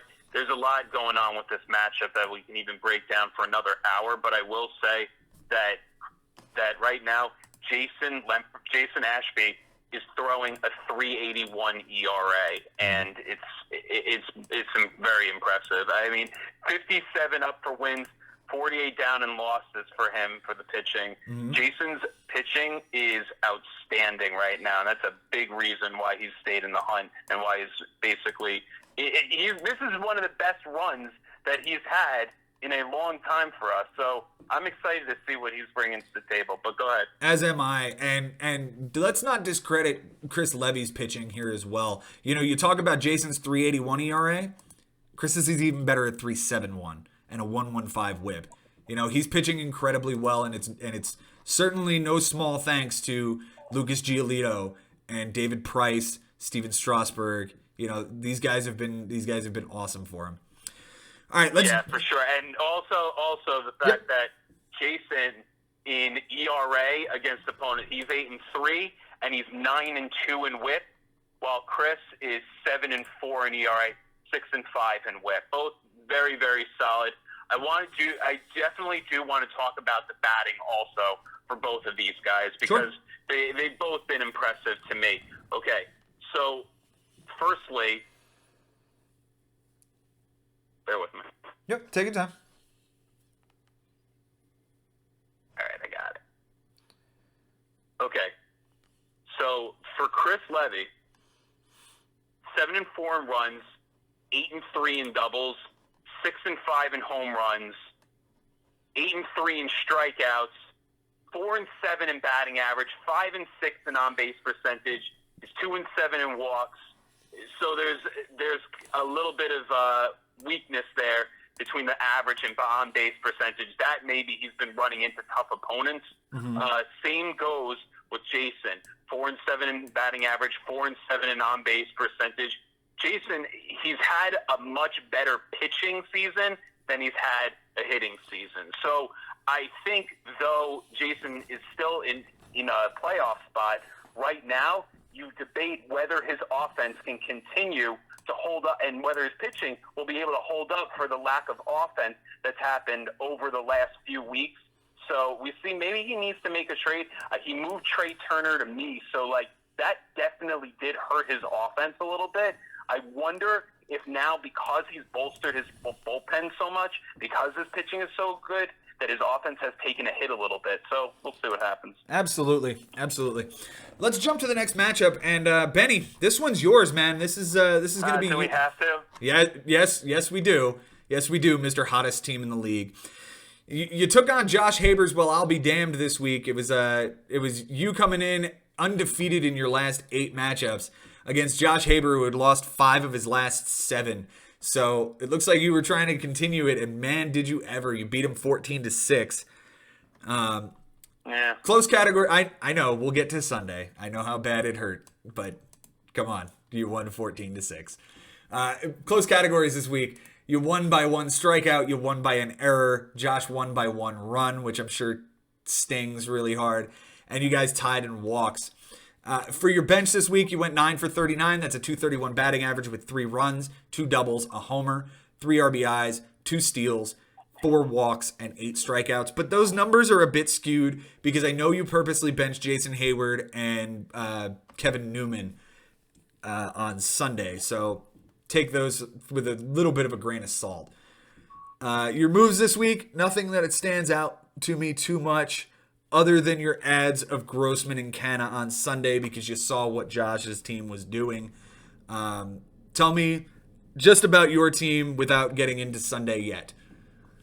Well, I believe my lead was something like 16-3 going into the day. Yeah, that's correct. And I had a very small lead on strikeouts, either 3 or 4 on strikeouts. And I dared Josh to have a good Sunday, basically. And I said, I'm going to go with a short lineup. I'm going to sit down. A lot of the hitters that are in these earlier games, like Trey Mancini, that one comes back to bite me, and we'll talk about that later. Mm-hmm. But that was one. Jason Hayward was one I had to do later. Avisail Garcia, I sat down. Newman, I sat down. Just all these guys that I thought were either high up in the lineup and a good chance of striking out, or just not getting on base enough because on-base percentage was so close, because batting average was so close. And then Josh did what his team did. Astounding what happened on Sunday. And you can throw out what his hitters did on Sunday. I'll tell you what my hitters didn't do on Sunday, and that was hit. Domingo Santana went 0 for 4. Trey Turner went 0 for 4. But the huge thing that Trey Turner did, at least, was draw a walk, a very much-needed walk. Every walk that I got on Sunday, including Mark Hanna, when I realized, like you said, I was going to lose in batting average, I was going to lose in on-base percentage, I still might lose in strikeouts, but I still have a small enough lead, and what the heck. So I pick up Mark Hanna. He actually does get me a walk, and he does get me a run, and I was just until the end winning in walks and tied in runs. And that insane Colorado Padres, with everything else that went on, with the Washington Nationals going berserk, with the Atlanta Braves going insane, that the Colorado Rockies and Padres game was going crazy, and in fact, it was actually Hosmer that had done nothing during the game. Absolutely nothing. An 0 for 4. And then in his last at-bat, Joe, he gets the walk to tie the category. He gets the run to win the category. And all was well. Yeah, that's incredibly frustrating. It's incredibly frustrating. Let's highlight Josh's bench real quick. 17 for 74, 230 batting average, 8 runs, 6 doubles, a triple, a homer, 20 RBIs, 7 walks, 21 strikeouts, and 3 errors. You know, it's another week where I look at the bench that Josh is throwing out there, and I just shake my head and wonder what the hell he's doing. You know, Kurt Suzuki, again, has a great week on his bench mostly. Eric Hosmer was benched for like almost the entire week until Sunday, where he ends up screwing you over. He only made 1 roster move. Let's just jump right into Sunday, and then we'll go over your key players. So Sunday, Ben, you went 5 for 25. That's a 200 batting average with a 333 on base. 5 runs, 3 doubles, 2 RBIs, a steal, 5 walks, 8 strikeouts, and an error. But Josh had probably one of the best Sundays this league has ever seen. He went 16 for 30. That's a 533 batting average and a 605 on-base percentage. 12 runs that won him that category. 4 doubles that won him that category. 3 homers won him the category. 14 RBIs. He had 50 RBIs for the week and 14 and 20 on the bench. Yeah, and 20 on the bench. He could have had 70 RBIs this week. Insane. 5 walks. You guys both had 5 walks. You were tied coming into the day. You end up tied coming out of the day. 6 strikeouts, which he ends up losing by 1. But on that day, he flips batting average, on-base percentage, and runs, but loses strikeouts to you. Just a ridiculous. He was losing that one anyway, so he flipped about 3 categories. Yeah. That is just the most insane Sunday someone can ask for. Mm-hmm. And it's funny that it doesn't even matter that much as far as the score, but it's still just mind-blowing what it could have been if some of these stats were actually closer. But he had such an amazing week anyway offensively, and you'll get into that. Yeah. Let's go ahead and highlight your key players. Let's start with your team as you won the week. Trey Turner has been everything I'm sure you could have asked for and more. 360 average, 448 on base, filled the stat line, 7 runs, 2 doubles, 2 triples, a homer, 3 RBIs, 3 steals, 4 walks, 7 strikeouts, and an error. He single-handedly won you triples and, well, maybe not. Yeah, steals. He had 3 of them, and you won by 2. Absolutely single-handedly won you 2 categories this week. I'm sure you would do that Raisel Iglesias trade 1,000 times over. Kevin Newman gave you a good week, 370 average, 414 on base percentage, 4 runs, 2 doubles, 4 RBIs, 2 steals, 2 walks, and a strikeout. And finally, Trey Mancini, 400 average, 438 on base, 4 runs, a double, a triple, 2 homers, 3 RBIs, a stolen base, a walk, and a strikeout. Benny, your offense had a phenomenal week, and you only win 4 categories, mostly because of Sunday. I'm sure that's incredibly frustrating. Of course it is. I had a 298 average. That still would have beaten a lot of guys. You talked about yours and Bobby. You guys had 289. That means I would have beaten both of you. I had 36 runs. Guess that's not enough to win the category. Not this week. It's just unbelievable what I walked into. Thank God I had a 2.79 ERA. I'm happy about a lot of the performances that these hitters have given me because I really didn't expect much from Kevin Newman. I didn't expect much when I drafted Trey Mancini. And it's kind of funny that I made the decision on Sunday to bench Trey Mancini because not only did he not strike out, and I would have been safe there, he only had one walk the entire week when I played him, but on Sunday he had 2 walks that would have won me the category. So how the heck am I supposed to expect something like that? I think I did manage this to the best of my ability. Going into the night game with Jason Hayward as a possibility, I was like, you know what? I left another position open for myself in case I either wanted to do Hayward or I wanted to get Addison Russell in there, and I could have dropped Jason Hayward and picked up Addison Russell. I ended up deciding to stick with Jason Hayward, and then I ended up benching him anyway because it just felt like there was a better chance of Jason Hayward striking out 2 times than either winning a walk, getting a walk, or getting 2 runs or getting 1 run. And I thought, you know what? I'd rather just win strikeouts and know I'm winning strikeouts. I don't know what's going to happen. He ends up striking out twice, which would have lost me that category. He ends up walking once as well. But I would rather tie a category and win a category than win a category and lose a category. So I played that one right. I wish I get Trey Mancini in there, but maybe I don't make the Canha move as well. So it's tough to see what could have happened, what would have happened, should have happened. I know that I played Sunday to the best of my logical ability. There was no way I was topping Josh's offense, not only on Sunday, but the weekend as general. So you'll talk, and you bring up my pitching, and then we'll get into Josh's offense because I'm looking forward to it. Absolutely. You know, Chris Sale had a great week for you, a 1.38 ERA and 0.85 WHIP across 13 innings and 20 big strikeouts. The starts were at home against Texas and on the road against Baltimore. 10 strikeouts apiece. Just a nasty set of starts. This guy was everything you could have asked for when you made that trade. Kyle Gibson gave you a good start, 8 innings, a win, an 0.25 WHIP, nothing earned, 6 strikeouts. It was a phenomenal start at home against Kansas City, which they won 2-0. And finally, of all your closers that you have on your roster, you know who led your team in saves this week, Benny? Ian Kennedy. Ian Kennedy, of all guys. Yeah, an inning and a third, 2 relief. Kennedy! Sorry. Yeah. Two saves, 2 strikeouts. I'm sorry. Yeah, 2 strikeouts, inning and a third, 2 relief appearances. On a team with Jansen, Chapman, Treinen, you know, those 3 guys especially. Those 3 guys combined got as many saves as Ian Kennedy. Now, some of that is by design, but I digress. Let's jump over to Josh. Yeah, Kennedy is a guy that I didn't expect to be doing much for my team, even after I picked him up. I said I'm taking a flyer that this guy is going to be a closer when I gave up on Boxberger, but he's been solid for me. He even got me a save last night, and it turns out he looks like he's going to be the Royals' closer. So I think I struck gold with that one when I picked him up.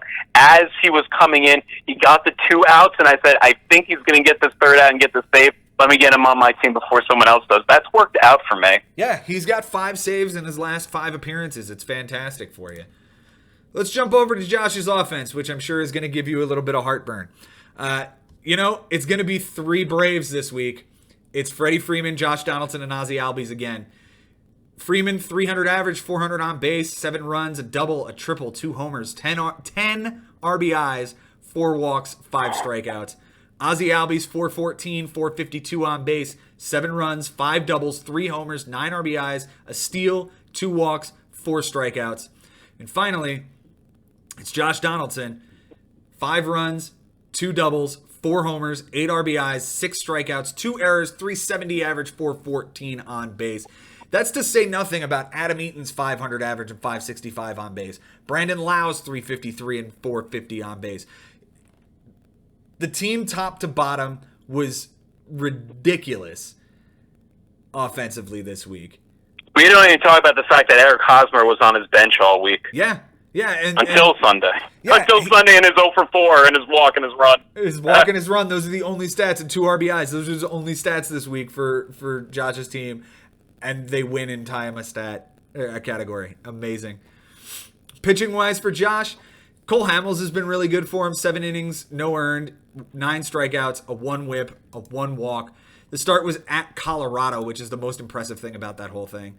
Greg Holland has been a nice surprise for him. 2 relief appearances, a save, 2 homers, a strikeout. It's a 9 ERA and a 1 whip. He pitched to a 7.29 ERA, so it's really difficult to find guys who pitched well for him. Finally, Chris Archer. He did not pitch well. He gave up 6 homers. He had 16 strikeouts over 11 innings. That's the only thing I want to say about him, and we're going to move on. I'm actually going to pause right here because I've got an extra special surprise for everybody, so I'll be right back. All right, guys, welcome back. Extra special little gift here for you. Along with Benjamin Aloysius Nisman, I have Francis Bartholomew Bucco on the line. Frankie, how are you today, buddy? I'm doing well, Joe. How are you, buddy? I'm doing well. We're going to jump out of order here because Frank wanted to come on the show and talk about his matchup, and he's only got a limited time, so I wanted to get his thoughts here. He took on Nick the Beaver's Homan this week. And Frank, you end up taking another loss. You're winless in your last 9. This one's 11-9. Close categories this week for you guys. Frank won by 2 runs and a triple. Nick won by a stolen base, a loss, and 2 saves. And they tied in wins. On Frank's bench this week, he went 4 for 25. That's a 160 batting average. That is fantastic. You'd love to see that. 2 runs, a homer, an RBI, a walk, 6 strikeouts.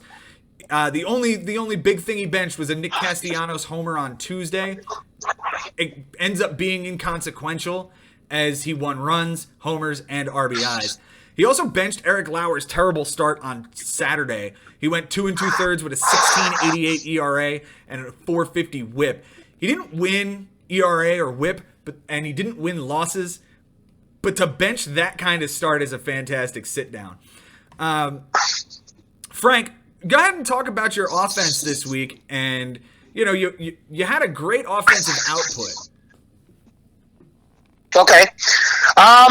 Yeah, I mean, the guys that I had in place, Robinson Chirinos was huge for me this week. He had a 6 RBI game. I also rode the back of Austin Riley, which I know you're not a fan of, but oh well. He had a good week. I'll give you that. He had a good week. Yes, he did. I'm not looking at the stats. You have them better than I do, but I know he hit over 300 this week. Mm-hmm. He did homer off of an actual starter, so that's a good thing. Somebody who a household name.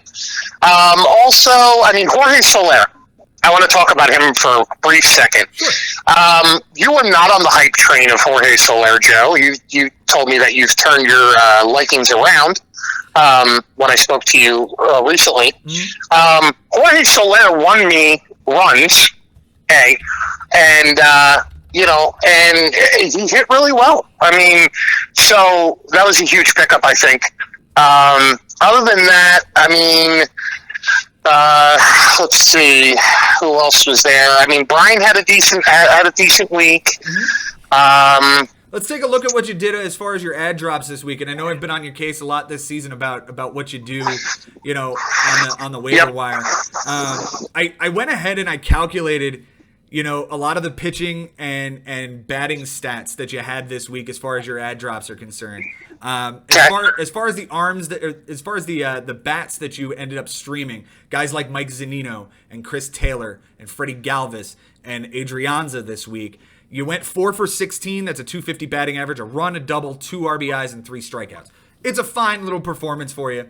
But what I found interesting was the arms that you ended up streaming. Guys like Aaron Bummer, Martin Perez, John Brebbia, Ryan Yarbrough, Marcus Walden, and Brian Johnson. You went 18 innings with those guys. You went 0-1, gave up 4 homers, 8 walks, 18 strikeouts, 14 earned runs. That's a 7 ERA and a 1.77 WHIP. There's your reason why you lost ERA and WHIP this week. Yeah, it's a start like Martin Perez or Ryan Yarbrough and the Aaron Bummer 1/3 of an inning with like 2 or 3 earned runs. It's really, really ugly. We're going to jump over to Nick's team. I'll highlight them very quickly. We can get to key players and talk about Sunday. For Nick, he went 2 for 8 on the bench. That's a 250 batting average, a double, an RBI, and a strikeout. Nothing you can point to and say, oh, you really screwed up there. There's nothing there. There's absolutely nothing there.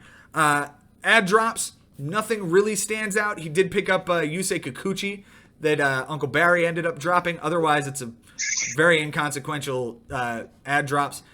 Key players this week. Now, for Nick, who won the week, it was Elvis Andrus, who had a great week for him. A 320 average, 357 on base percentage, 6 runs, 3 doubles, 6 RBIs, a steal, a walk, and 6 strikeouts.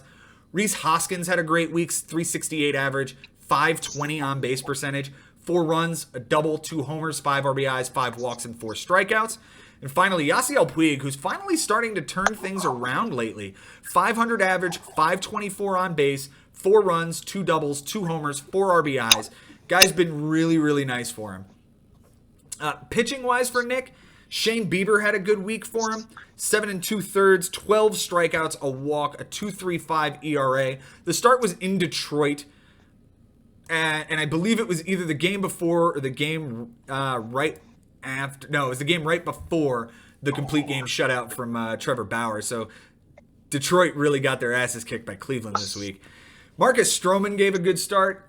6 innings, a win, a 1.50 ERA, a 1.17 whip with 5 strikeouts.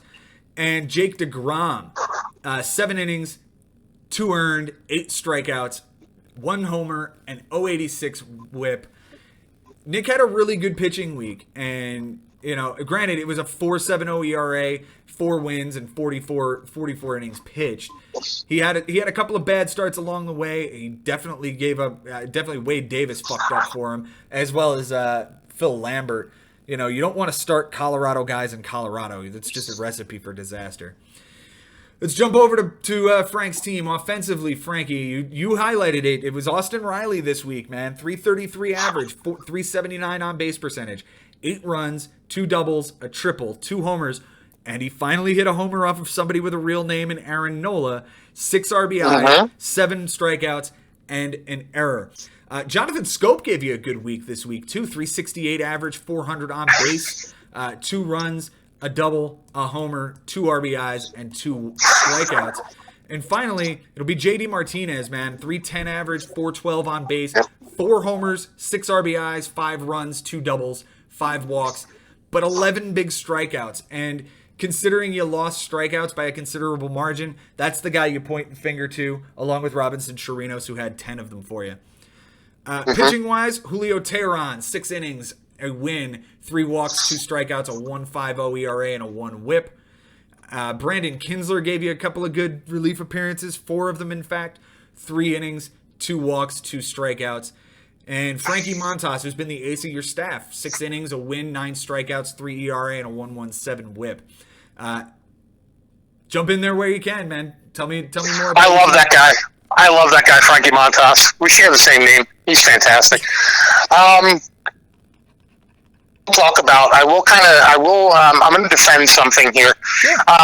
The Ryan Yarbrough start, and I won't defend any of the other horrible starts like Martin Perez because I don't know what I was thinking there, but the Ryan Yarbrough start, I mean, the guy went 7 innings against Boston, in Boston, okay? And, I mean, he let up, I think it was 1 run, 2 runs in that start, not even. I mean, he went 7 innings against a solid lineup. So I figured throwing him out there against an Angels lineup that's not as good would make sense. Sure. But then again, obviously it didn't work out in my favor. And Shohei Ohtani hit for the cycle in that game. He hit a 3-run bomb in the first inning, which was just horrible.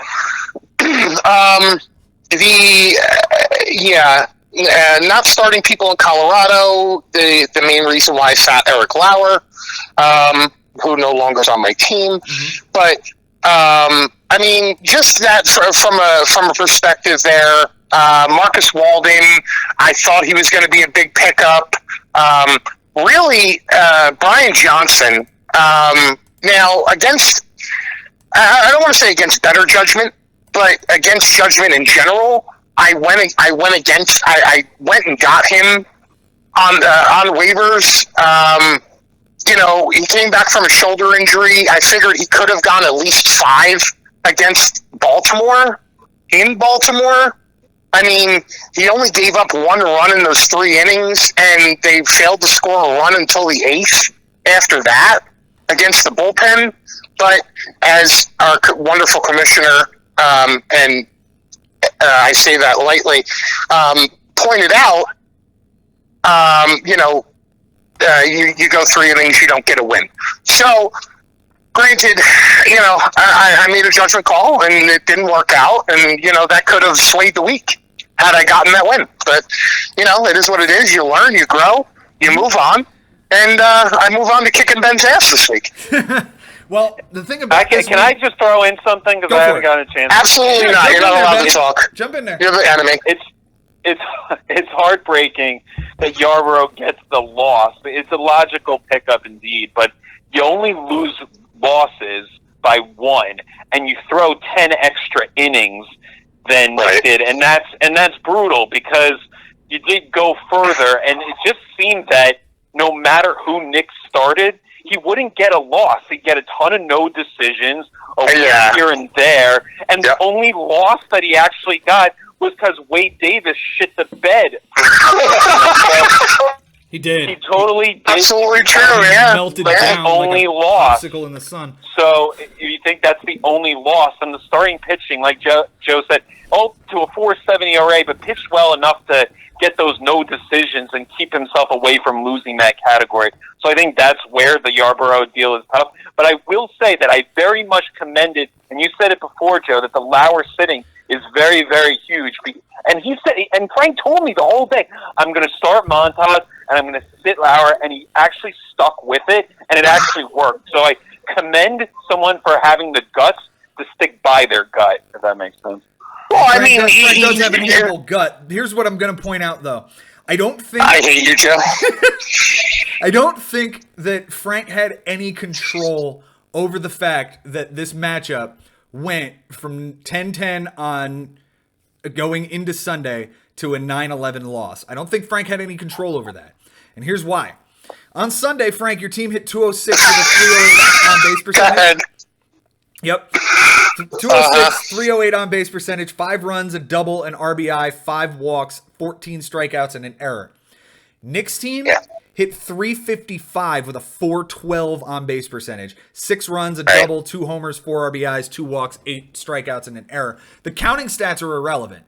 The batting average is what he flipped. Yep. And the on base percentage. And on base percentage, yeah. On base percentage was only 9 points. That's where it was. That's where it flipped. And like I said, you're managing really well, especially recently. And it's just a shame that, you run into a situation like this where a Sunday where the guy has a great production ends up taking a stat from you, and you move to winless in your last game. Yeah, and then again, there's nothing you could do. It's frustrating because you sit there on a weekly basis and you're managing your team, and like everybody does, and you're looking at every different type of stat that you could possibly think of, and I'm taking what I've learned over these past 11 weeks, I should say, on week 12, and I've taken what I've learned over this last 11 weeks and just kind of just really kind of look at everything from a different light.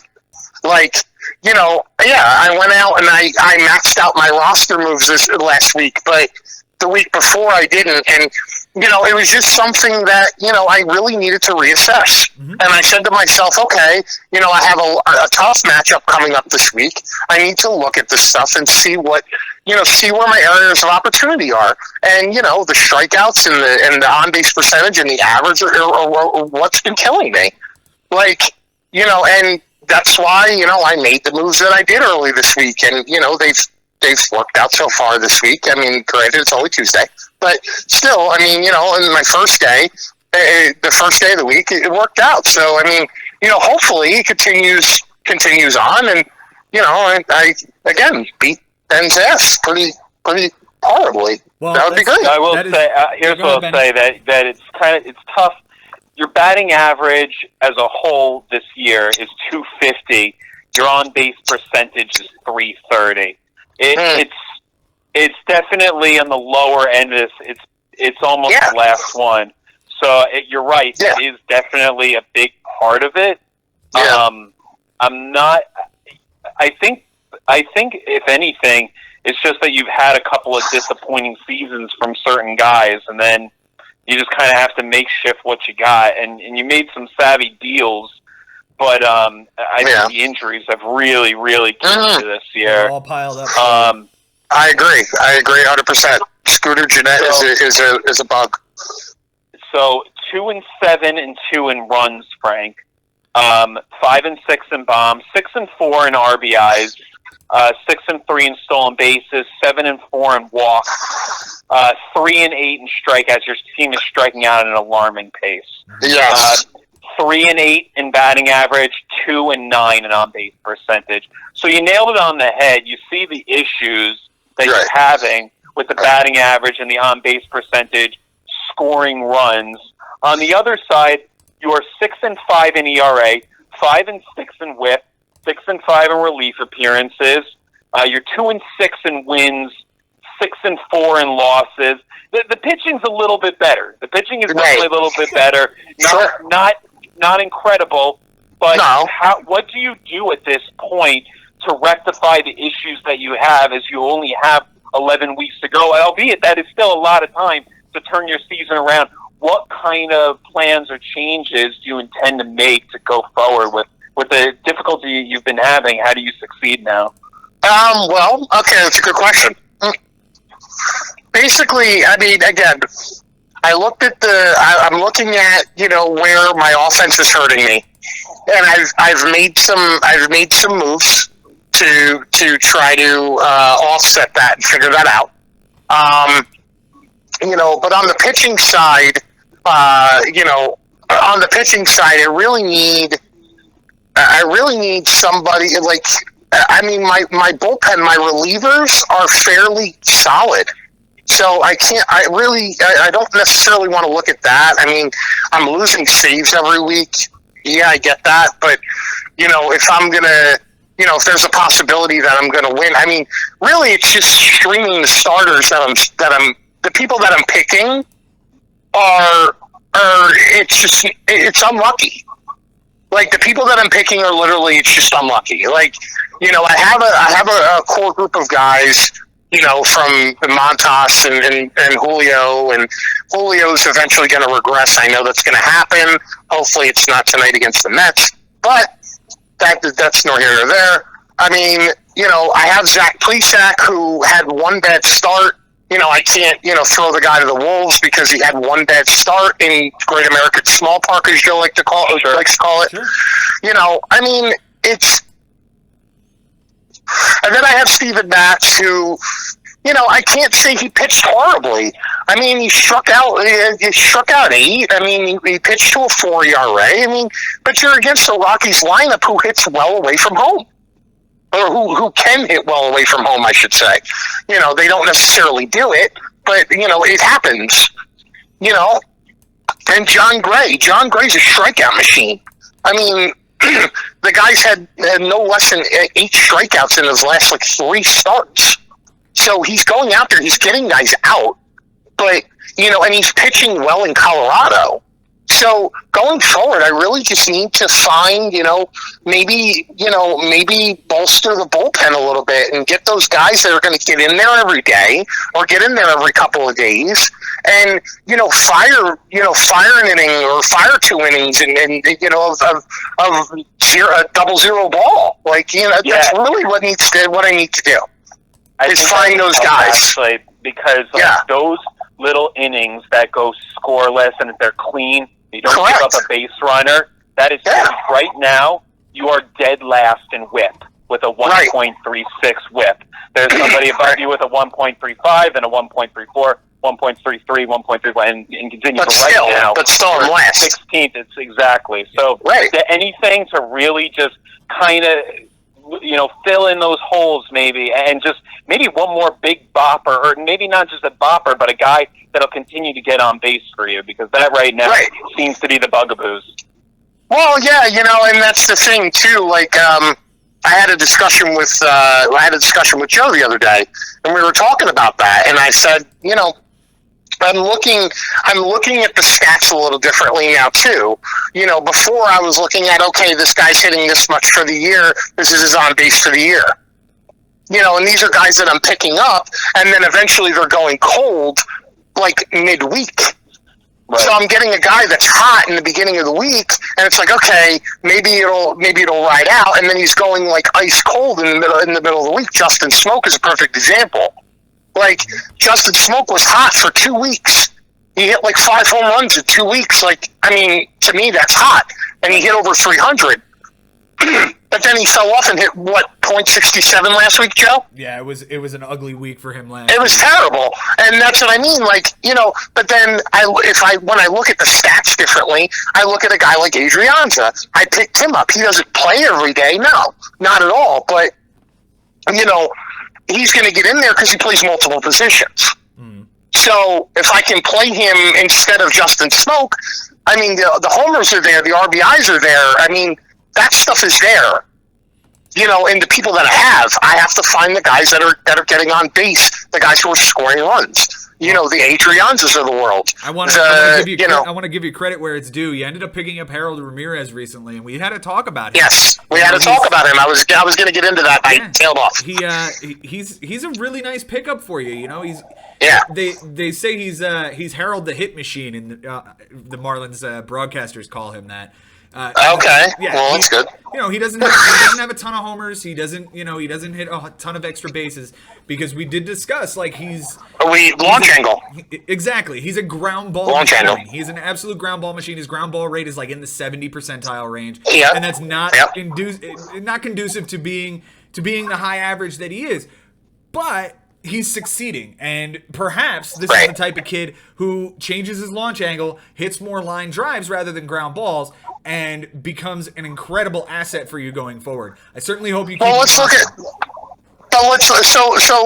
I'm glad you brought that up, Joe, because let's look at the people who I have to play center field right now. We'll look at Alex. If you compare the last 7 days of Alex Gordon, who, thank you, Uncle Barry, for that trade. I appreciate you very much. And you compare the two, okay? You look at Alex Gordon, who hit, .7 something last week? The last 7 days, or do you want to look at it just last week? No, last 7 days. The last 7 days, compare the two. The last 7 days, Alex Gordon has hit 130. Now, that's not indicative of anything, because he did go 2 for 4 yesterday. But he did. Fantastic. Thank you. He hit 130. And Harold Ramirez hit 292. I mean, there is and his on base percentage for the two is astronomical difference. Not really. Harold Ramirez hasn't walked in the last week, so he's got a 292 on base percentage. Gordon has a couple of walks, so he's got a 231 on base percentage. They're not they're not as far as you would think, given the differential between their batting average. Well, yeah. I mean, So that's really what I'm looking at. I'm trying to find these, hopefully necessarily diamonds in the rough that are going to hopefully carry me through until my injured players come back. And then when the injured players come back, if they play well, then, so be it. If they don't, then I wasted roster spots on them for a long period of time. I mean, you kind of feel bad for people. I mean, the guy has an exploded testicle on my DL. It's terrible. Yeah, the four guys you have on the DL, they're definitely guys you want back in your lineup. Hopefully you get them back as soon as possible. It looks like Hunter Dozier is going to be the first one to come back. Unfortunately, and Jeanette should be back around the same time. Yeah, and unfortunately, I think you're getting them both back next week, so you're going to have to play Benji. Yes. Yeah, that's all right. I'm not afraid. Frank, it's been a pleasure, man. We'll have to do this again soon. This was. I loved it. This was a lot of fun. Yeah. Well. Thanks, Frank. Had a good time. Good talking to you, man. I'll see you in there. Oh, absolutely. And by the way, just one last thing before I go. I absolutely hate with a huge, huge, huge passion two things. Masahiro Tanaka, A. And Randy Orton. No. Everybody hates Randy Orton. No, not as bad as I hate the deal that Joe just made. Oh. Well, we'll cover both of those things next week, Frank, and if you're available, you can come on and we can talk. That's why I didn't bring it up. Yep. Jerk. Anyway, no, gentlemen, it's been an absolute pleasure. All right. Had a great time. Frank, we'll catch you later, awesome. buddy. All right, great having Frank on the show. You know, and again, if any of you guys want to be on the show, it's literally my cell phone upside down right next to the microphone on speakerphone. It's not that complicated. All you got to do is call me. And if you need my phone number, Ben's got it. All of you guys have Ben's number.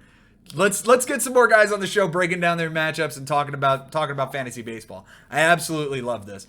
Benny, I did jump away from your matchup rather quickly because Frank didn't have a whole lot of time to do.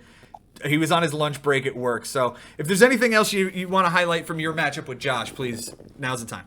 Yeah, I'll just say that even with tying in walks this week, I am thankfully still 8-3 in walks given up. That's the pitching. I'll say that my pitching has been so good, but I'm in walks for a hitter, 7-0-4.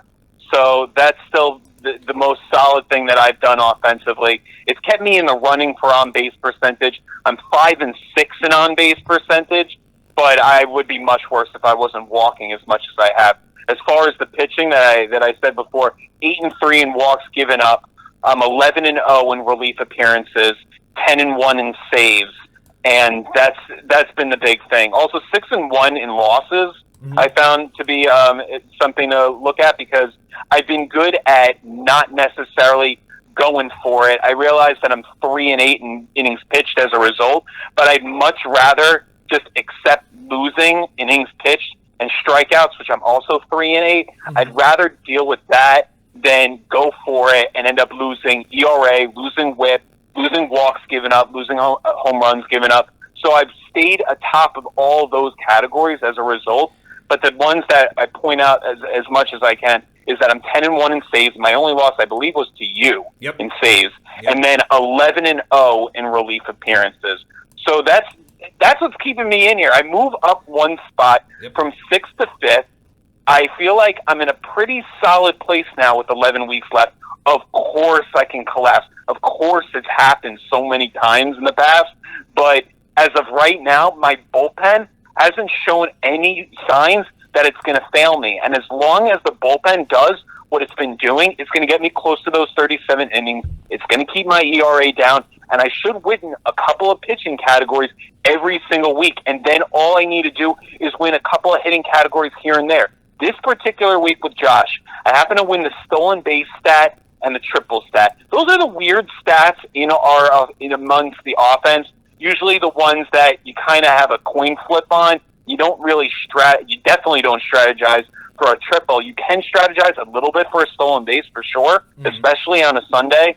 But essentially, Josh won every single one of those offensive categories that says, like, well, a hitting team is better for the week. They're going to win those. Yeah. The only two that you don't know about is stolen bases and triples. I luckily won those as well. So I'll say that as long as I can chip away at the offense, my offense is not a terrific team, but the pitching has been solid. It's been good enough, and pitching wins the big. So I'm happy with how things are going. I'm concerned about Josh, obviously, because of his activity. Hendricks is now on the DL for him. He's got to make with some guy named Mitch Keller now on his team in his rotation.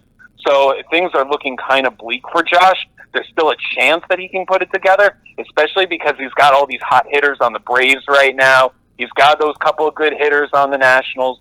So I definitely do fear facing this team when it's hot offensively. The pitching is so awful right now. I can't say that it's awful, but I'll say that it's not good enough to win when you're not managing it day to day. Exactly. We talked last week about his front four pitchers of Paxton, Hamels, Archer, and Hendricks, and how they could be a solid front four. This week, they sure as hell weren't. Hamels was the only good start this week. Archer's been really bad, and now Hendricks is on the DL. He's going with the top prospect from Pittsburgh and Mitch Keller, like you highlighted. The one thing I wanted to point out that you brought up, as far as those crapshoot offensive categories of triples and steals, the other one is errors. I don't think you can really strategize for errors. No, you cannot. Yeah. So, well, it's not necessarily an offensive category. It's more of a defensive category that's amongst the offensive players. Yeah, and you know, somebody like Clint Frazier is a perfect example of a guy that you have in your lineup because of his bat, and you kind of have to live with as many errors as he's going to give you because his offense is that good.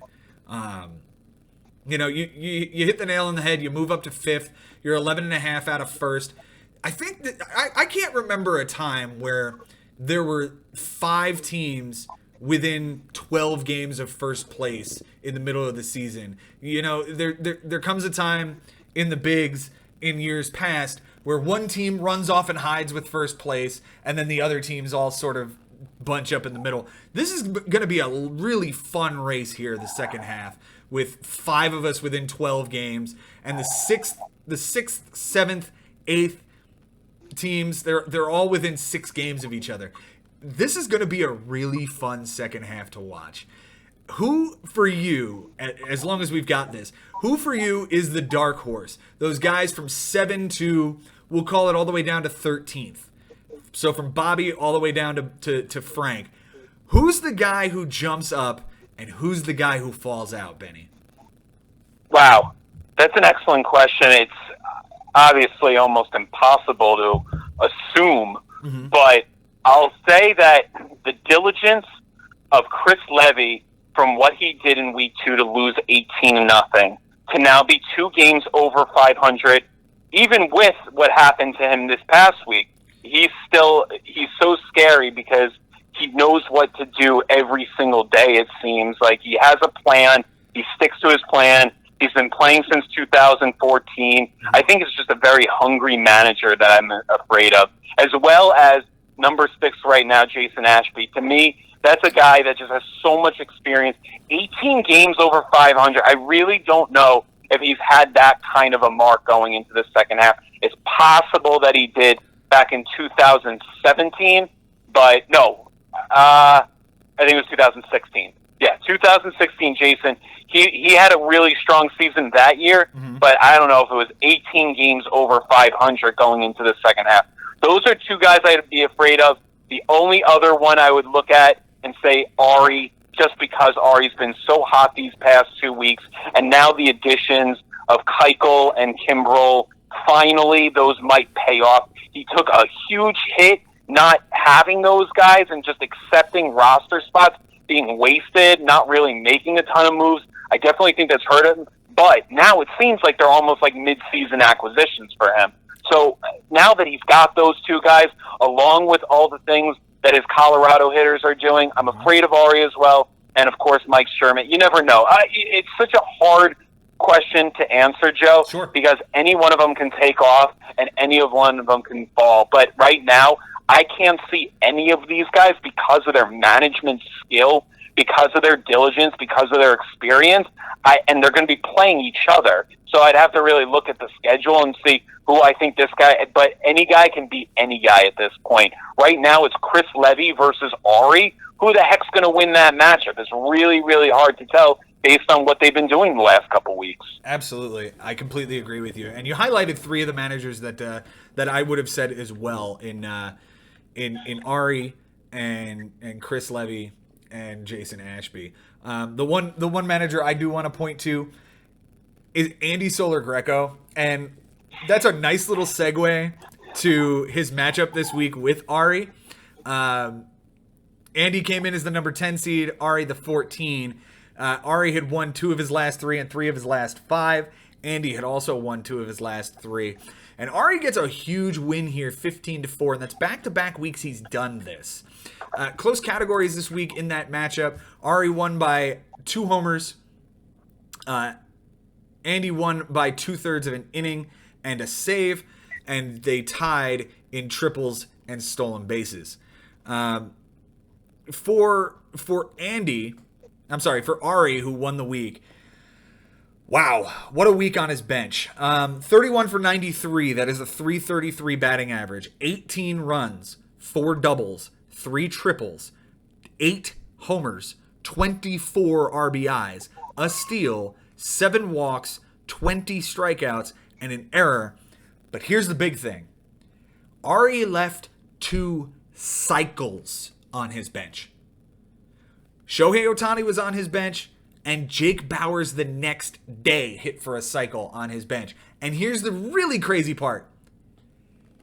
He still clean sweeped the entire offensive set of categories.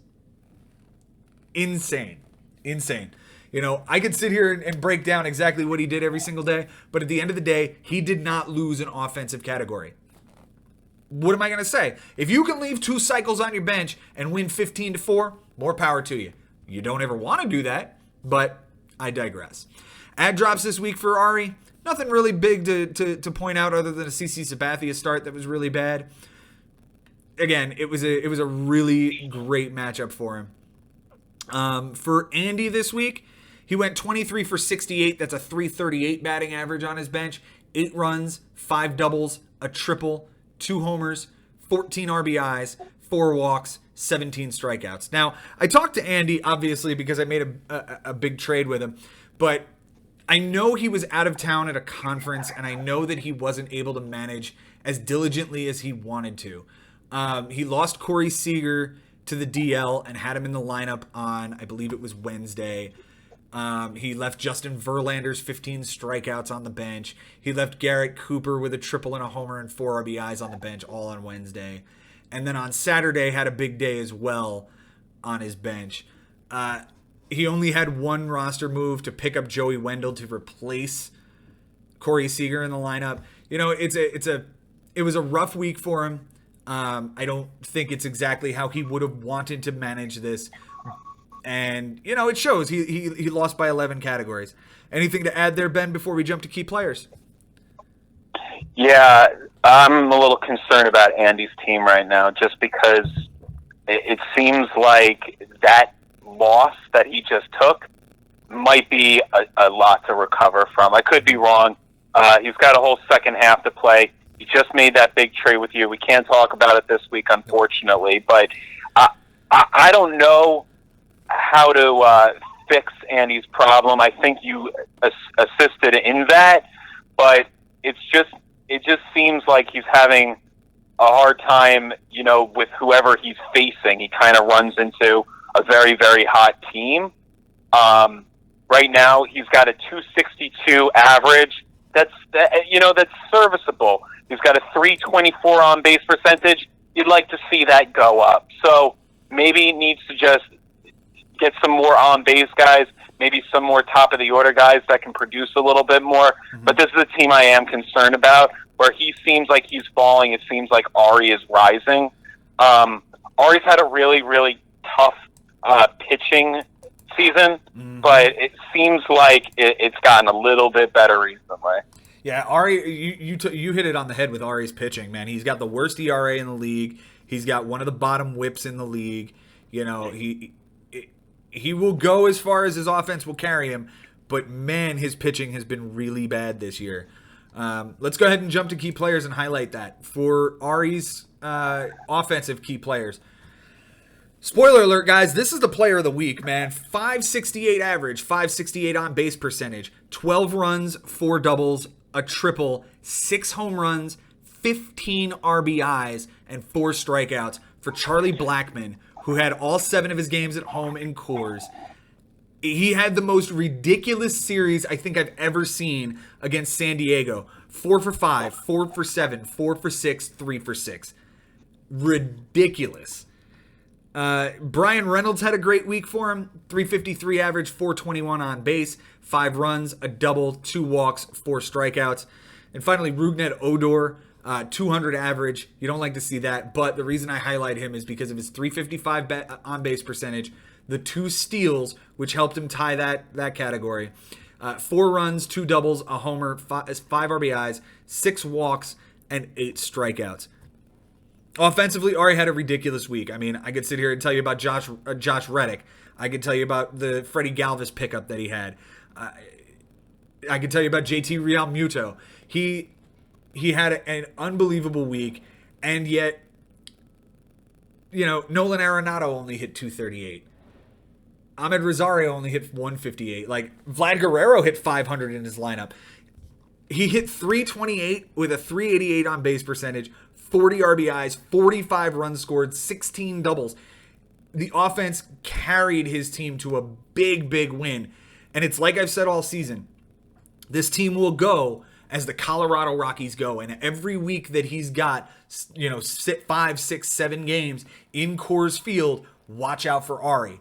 This week, I don't think, no, they are not in Coors at all this week. 3 games in Arizona and 4 games in LA. It will be interesting to see how Ari does this week. Thoughts, Benny? Well, at least the Rockies are hot. Basically, they aside from this Padres series, they really turned their season around. They're certainly a wild card contender again. So, although they're not in Coors, the Gaudy numbers might not be up there, but these guys are hot right now, and you definitely want Colorado Rockies on your team. It's amazing. I really thought that this might be a year where they might be sellers, but apparently they didn't think their season was done in May, so they kept going. Yep. Ari batting .328 this week is astounding. That tops the league, and yeah, Blackman had a lot to do with it, but anything Ari touched turned to gold this week as far as offense. Aside from the 2 cycles on the bench, yes, that would have won him the triple category. Yep. But again, you didn't lose the triple category. You didn't lose stolen bases. He tied those 2 weird categories. Mm-hmm. He managed to win errors 4-2. The offense was unbelievable. I mean, we talked about what Josh did to me, but Ari's offense was basically just as good. He had a better batting average, didn't have the better on base, but 45 runs, 40 RBIs. It would have been funny seeing those 2 teams face each other this week. Yeah, that would have been amazing to see. Key pitchers for Ari this week, man. It's Walker Buehler again. It's a 7-inning, no earned run, 6 strikeout, 0.29 WHIP start against Chicago at home. He gets a no decision because the game ends 2-1 in the favor of the Cubs. Disappointing there, but you can't knock a 7-inning, no earned run game. Anthony DeSclafani. I talked about this guy back in April when I was in New York on the BFF show for FNTSY, and he was just coming back from injury, and the conversation was, this guy could be something fairly serviceable, but my concern was how long is he going to stay healthy? Well, he's been pretty good this year, and this week included 5 2/3, 2 walks, 2 strikeouts, a 1.59 ERA, a 1.06 WHIP with a win. The start was in Cleveland. He's had 3 really good starts in a row after 3 really bad starts, so he's up and down a lot. But I think he's gonna be really serviceable for Ari going forward. The question is, can he figure out when he's gonna have his bad starts and not start him then? And finally for him is John Gant. 2 relief appearances, 5 innings, a win, a strikeout, a 1.80 ERA, and an 0.60 WHIP. The guy was part of, I want to say it was the Shelby Miller trade that got him to St. Louis from Atlanta. And he's been really good for the St. Louis pen in front of Jordan Hicks. He's got a 1.62 ERA, 36 strikeouts on 39 innings, and an 0.74 WHIP. If he could find a way, I don't know, maybe they get him into the rotation. Maybe they start using him in the back end with Carlos Martinez and Jordan Hicks. I'm not sure, but he's a real asset for Ari with the SP eligibility. Jumping over. Right, and this guy, Descalfani, I just can't believe what he's doing. I thought he was going to end up being, if anything, a bullpen piece, but he's been, like you said, he's been great in his last few starts. It's tough to call when he's going to be good, when he's not going to be good. You got to figure you got to keep starting him no matter what right now until he burns you, but that is an excellent pickup for him. Walker Buehler is just blowing me away lately because I thought he was a bust. He's a guy that I was targeting in the draft, but I thought that he was going to be bust. But Walker Buehler, with his 7 innings of scoreless ball, 6 strikeouts, he was phenomenal in his start. Ari won this one by a landslide because his pitching, not to mention his offense was unbelievable. His pitching finally didn't disappoint. He did just enough to actually hold. And then part of it was also because Andy threw to a 6.70 ERA. Yeah. But Ari's pitching, you got the job done. Sure, but that's the story of Ari's entire season, right? It's either Ari completely explodes and has like a 6 ERA, or his opponent completely explodes and has a 6 ERA. Sure. Yeah, that has happened a couple times. Yeah, the only way he's winning ERA and WHIP this week is if his opponent blows up. You know, I remember he had a matchup against Frank where the same thing sort of happened. He pitched to like a 5 and Frank pitched to like a high 6. You know, it's the case of Ari's going to do just enough to be competitive if you manage poorly and have bad results. For Andy's key players this week, Rafael Devers had a great week for him. 344 average, 364 on base, 5 runs, a double, a triple, 2 homers, 5 RBIs, 4 strikeouts, and 2 errors. It did tie him in the triples category, did Rafael Devers, so it's a reason to highlight him. Nelson Cruz, 300 batting average, 417 on base, 2 homers, 6 RBIs, 4 runs, a double, 4 walks, and 8 strikeouts. And finally, Ramon Laureano. Now, Ramon Laureano only hit 167 with a 200 on base percentage, but he had 8 big RBIs, 2 homers, and 3 runs scored. It didn't help him win any categories, but it's one of the better hitters on his team this week, and I think he deserved a highlight leading the team in RBIs. Pitching-wise for Andy, it's really tough to find some guys when you pitch to a 6.7 ERA. It's going to be Chris Martin to start it off. 3 2/3, a save, a homer, 4 strikeouts, 4 relief appearances, and a 2.45 ERA with an 0.27 WHIP. He did win relief appearances, so that's why I give it to Chris Martin. He led the team in relief appearances. Yeah, you got to, because without him, this looks much worse if he doesn't even have that guy. Yeah. Yeah, Spencer Turnbull is another guy who pitched decently for him. 11 innings, 9 strikeouts, a 4.91 ERA. He had a really good start at Kansas City and a terrible start at Cleveland. So, we'll just move on. And finally, I can't believe I'm going to do this, but it's Edwin Diaz. 2 relief appearances. The only reason he gets any kind of love is because he got the other save for Andy, and he won saves. Let's get off Edwin Diaz. I don't want to talk about him because he gives me heartburn. Anything to add to this week, Benji? Well, definitely not if we're going to talk about Edwin Diaz. I want to know your opinion on what's going on with these two teams as we go forward in the second half of this season, because it's teams that are trending in 2 different directions, and it's definitely teams that you're worried about only specifically because they're either 18 or 25 games under 500. That's a lot of ground to still make up in 11 weeks. So what do they need? What do they have to do? Well, the thing is, their records are almost identical, right? Ari's 97 and 115, Andy's 96 and 117. Like, these two teams are at exactly the same point in the season, but like you said, they're trending in different directions. For Ari, he's got to shore up his pitching. His offense will carry him. But man, he has got to find somebody to pair with Walker Buehler. And we talked last week a lot about Dallas Keuchel and whether that guy can be the savior of this rotation. I don't think it's going to be there. I think he's going to be a nice piece, but if he were the 3 or 4 starter in this rotation, I would be a lot more comfortable with it. I think Ari needs to make a move, and here's the thing. He's got pieces to move. I think a move for a starting pitcher with, say, Vlad Guerrero makes a ton of sense. It will open up his utility spot. It'll give him a ton of flexibility. And Vlad Guerrero is a kid that somebody is probably willing to buy into. For Andy, you hit it on the head when you talked about Andy's offense. And I can't talk about the trade that I made with him yesterday, but I think that's the type of stuff he needs to do. He needs to get a couple of. He's got a good pitching rotation, right? We talked about it last week. Verlander, Corbin, Turnbull, Wheeler.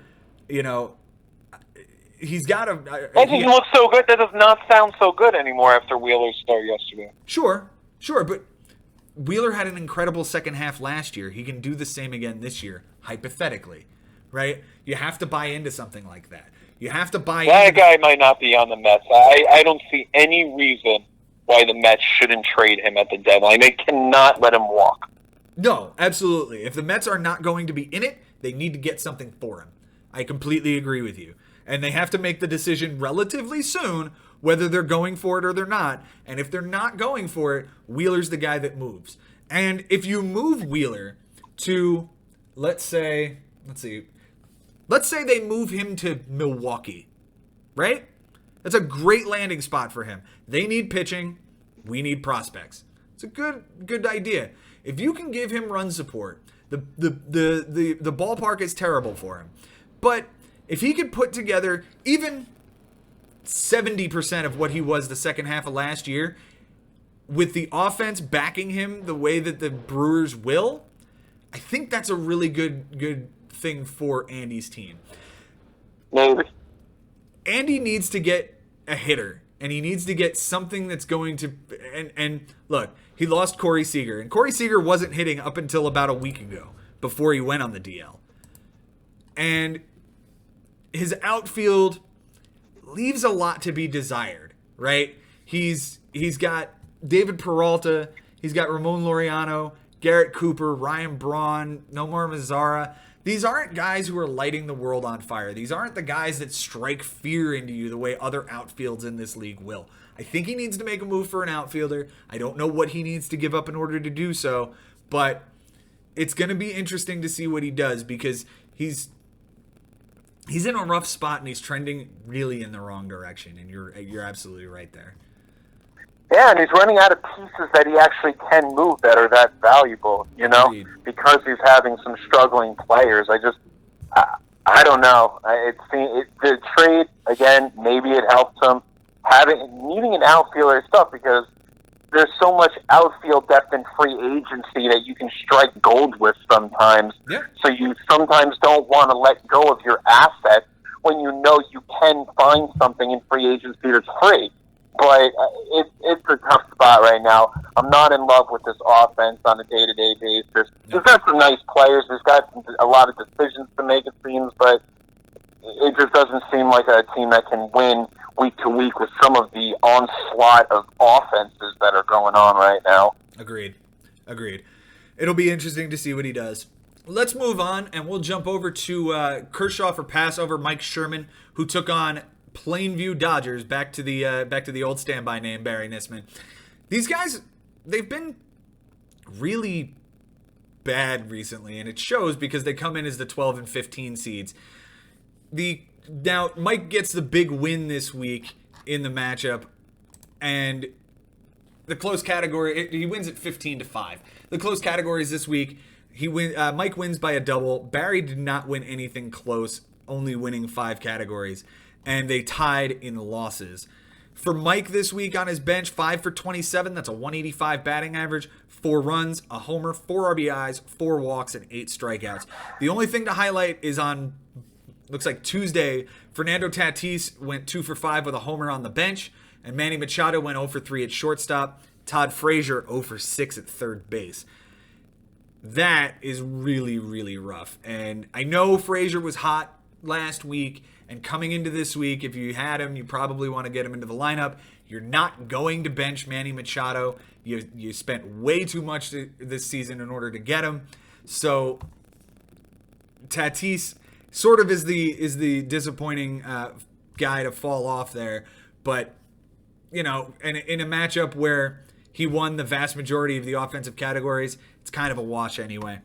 It is. And also, by the way, on Sunday, the lone double was from Fernando Tatis to win in the category by 1. So, although it was brutal, maybe with some of those switches, Mike actually wins strikeouts. He lost by 6. So maybe when you fix it here and there, maybe he'll win that category, but maybe he loses another one in the process, like doubles. So everything he did, you can't knock him basically for anything because he had a 344 on average. Yeah. Oh my God, 344. Yeah. So I thought that freaking Ari's batting average of 328 was the best. There's 344 and a 423 on base percentage. That, folks, wins the week. For anybody, there's no way anyone else had a 423 on base percentage and a 344 average and 59 runs. That's 59 insane. Runs. That is insane. I just want to check real quick and see if that's a record this in the league. 50, It is. It's got to be for this season, as long as we're not counting the elongated week, which was about an 11-day matchup. I don't count week 1 at all. Wow. But as far as a 7-day matchup, I don't think anyone has gotten past 55 runs. Yeah, he falls 9 short of the all-time record of 68 runs scored, which, by the way, he holds from week 15 back in 2017. And you nailed it. This year's. That might have been the All-Star week. Could have so been. We don't even know. That might have been the elongated week. Yeah, very well could have been. We'd have to double check. Yeah, very well. Funny that it's his record, though. Yeah, and as well, it was tied this season by Jason Ashby in week 1, like you highlighted. So that is what it is. I'm willing to bet it is also the All-Star break week. Roster moves for Mike, nothing to write home about, only a couple of them. He did drop Brandon Nimmo, which I don't blame him because Nimmo doesn't look like he's coming back anytime soon, man. He's got this neck thing that just continues to bother him. It's going to a special. It's going to the same special as David Wright went to. Yeah, that would be absolutely heartbreaking if we're going to lose this kid for a long time. Depends on who you ask. I know you're not a Nimmo fan, and I get it. I understand why he that's another conversation for another time. We're not going to talk about a guy on the DL. Let's jump over to Uncle Barry's team. Uncle Barry on the bench, 8 for 20. That's a 400 batting average. 8 runs, a double, 2 homers, 8 RBIs, 2 walks, 7 strikeouts. I could sit here and talk about why, what he did that left all of this stuff on the bench. At the end of the day, the only thing that's consequential is the double, and the double was from Raimel Tapia on Sunday. He went 3 for 5 with 2 runs, a double, and 2 RBIs on the bench. The game was in Colorado. It was the incredible Colorado series against San Diego. And instead, he started Nick Ahmed at the utility spot, who went 0 for 3. That definitely cost him the doubles category. It could have been 14-5, make it at least the slightest bit more palatable in a loss. But I guess he had to have liked Nick Ahmed for some reason, because he did pick him up that day for that particular day. So, as far as his roster moves this week, nothing to really write. Well, he did start Anibal Sanchez, who had a great start. He had 2 great starts this week. One of them was on my roster. The other one was on, or did he? He actually didn't start him. I'm not sure why. But he also picked up Joe Musgrove, who I dropped. So some pitching depth for Uncle Barry going forward. Anything to write home about, or should I jump to key players? Well, I'll say also, right now, these 2 guys, respectively, Barry and Sherman, are batting .264 and .268. It's right in the middle of the pack. It's certainly tolerable. You're happy with those numbers, but it just seems like sometimes they're walking into the wrong opponent. Sometimes their pitching has been terrible. Mm-hmm. So it's a shame right now, specifically with Uncle Barry. We'll get into it more, but I'm really, really concerned. I think Uncle Barry, even with a whole second half, he might be cooked. Yeah, we'll get to that in a minute. Let's jump to the key players. We'll start with Mike's team since he won the week. And last week I talked about Manny Machado, and I talked about how he might be the, he was overhyped this year coming in. Well, he shut me up this week. 440 average, 500 on base percentage, 11 runs, 2 doubles, 3 homers, 6 RBIs, 3 walks, 3 strikeouts. Obviously, it was the series in Colorado that he absolutely exploded for. He definitely carried Mike's team this week. The 4 games in Colorado: 3 for 5, 4 for 7, 2 for 3, 1 for 4, 3 homers, 6 RBIs. Great series for him there. Pete Alonso did well for him as well this week. 318 average, 444 on base, 6 runs, 2 doubles, 2 homers, 7 RBIs, 4 walks, and 6 strikeouts. And despite not playing him that one day in the beginning of the week, Fernando Tatis Jr. also gives him a great week. 435, 458 on base, 7 runs, 2 doubles, 3 triples. 3 triples this week. 3 RBIs, a stolen base, a walk, 4 strikeouts, and 2 errors.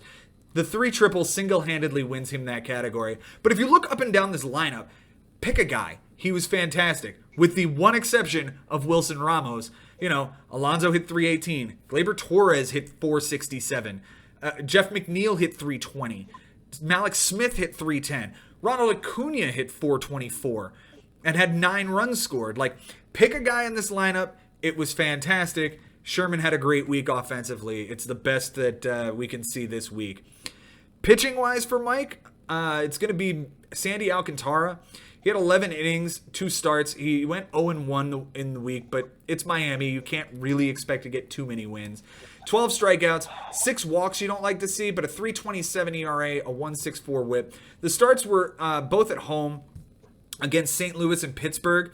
6 strikeouts apiece over the 11 innings.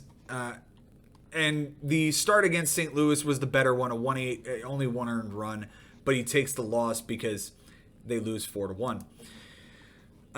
Jordan Hicks gave him a good week as well. 2 relief appearances, 2 saves.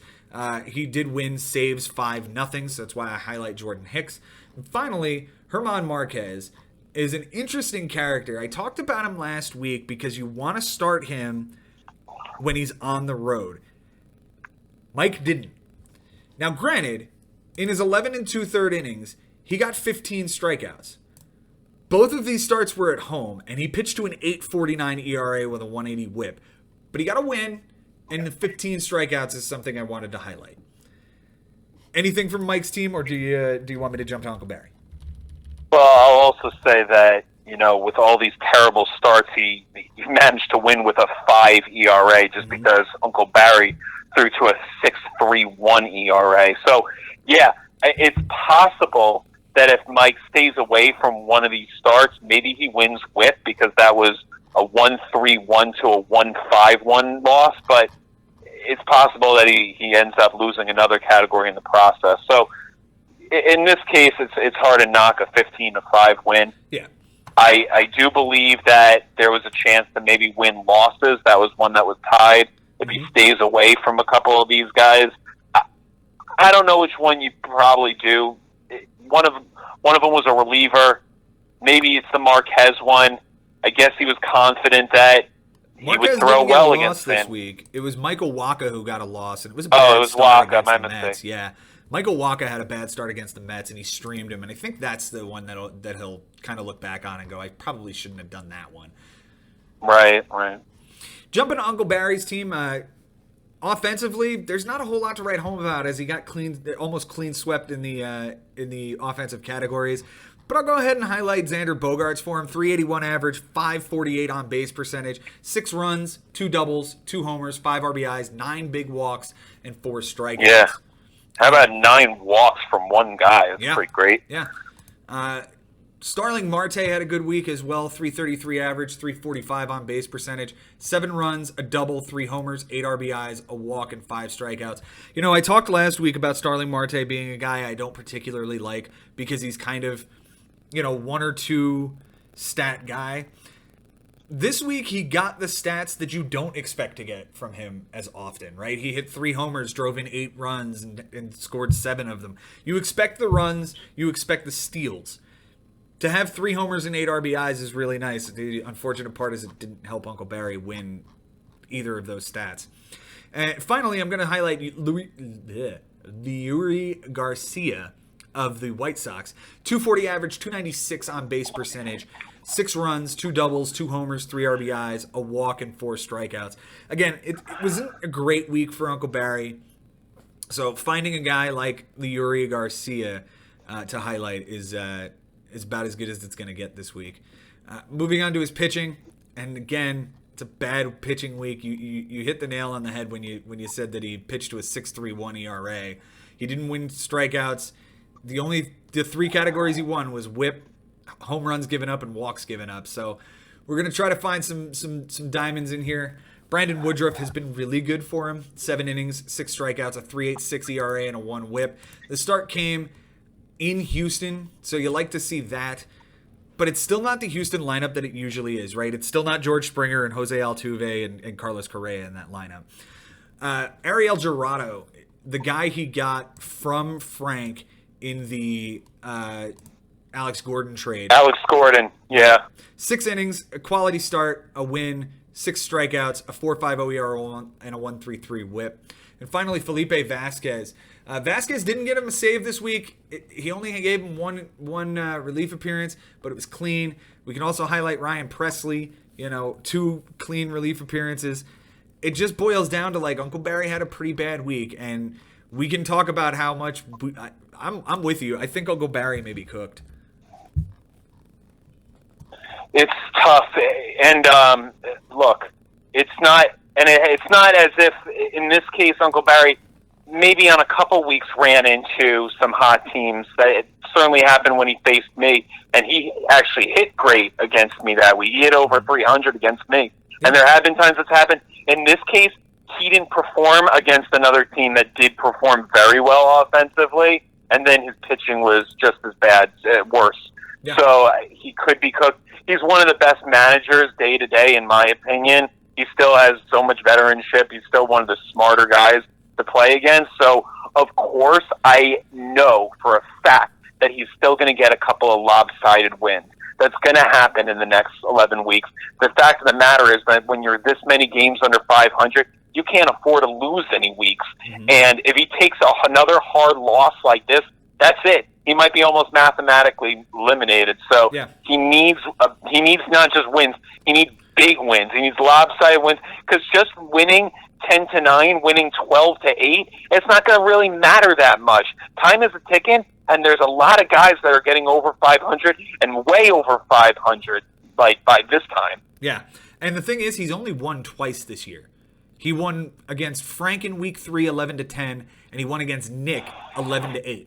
Those were his only 2 wins this year. And those aren't big wins. Those are tiny wins. That's only 4 over 500. And they're against guys who are on the bottom of the standings. You know what I mean? It's not that he's, any of the and his next few weeks, all he's got are guys above him. He's got James Santangelo this week. He's got Andy next week. He's got Chris Levy the week after that. And then he goes into a gauntlet. Chris Levy, Mike Haber, James McCloskey.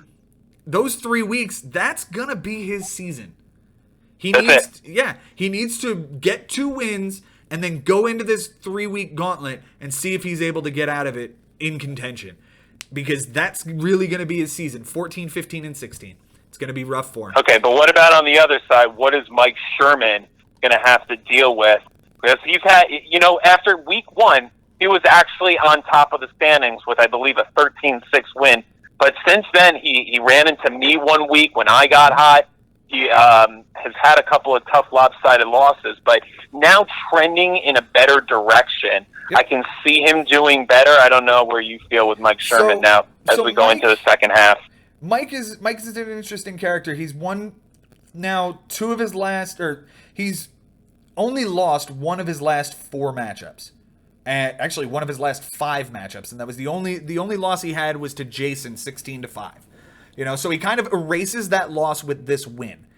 Coming up again, he's got Andy this week, but he's about to run the gauntlet too. He's going to get Andy, he's going to get Chris Levy, he's going to get Mike Haber, and he's going to get James McCloskey in the next 4 weeks. This is his season. If he's able to get out of this with a 2-2 record, take the losses not too bad and get a couple of bigger wins, I think he can stay in contention. Because after that, it cools down a little bit, but the end of the last bit of his season, the last 3 weeks for him is you, me, and Bobby. So if he's going to get into this thing, he needs to do it. He needs to do it in a hurry.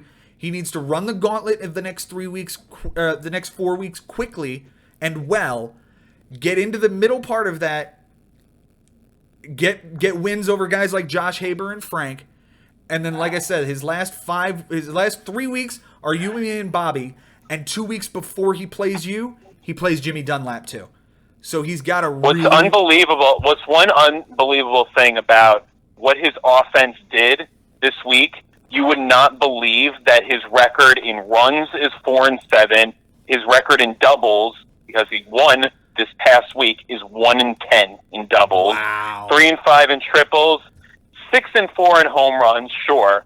4-7 in RBIs, 4-6 in stolen bases, 3-7 in walks, 2-8 in strikeouts, 4-6 in errors, 4-7 in batting average, 4-7 in on-base percentage. He has not been beating his opponents in offensive categories with regularity. No. So I don't know, because it seems like he has all the offensive pieces that he needs to win week to week. So it's hard to say he should acquire a batter, because it just might be the opponents he's facing at that given time. But it's just staggering to look at some of these numbers and see that his record is so poor in some of these categories. Yeah, especially the totals. I was looking at those while you were discussing that.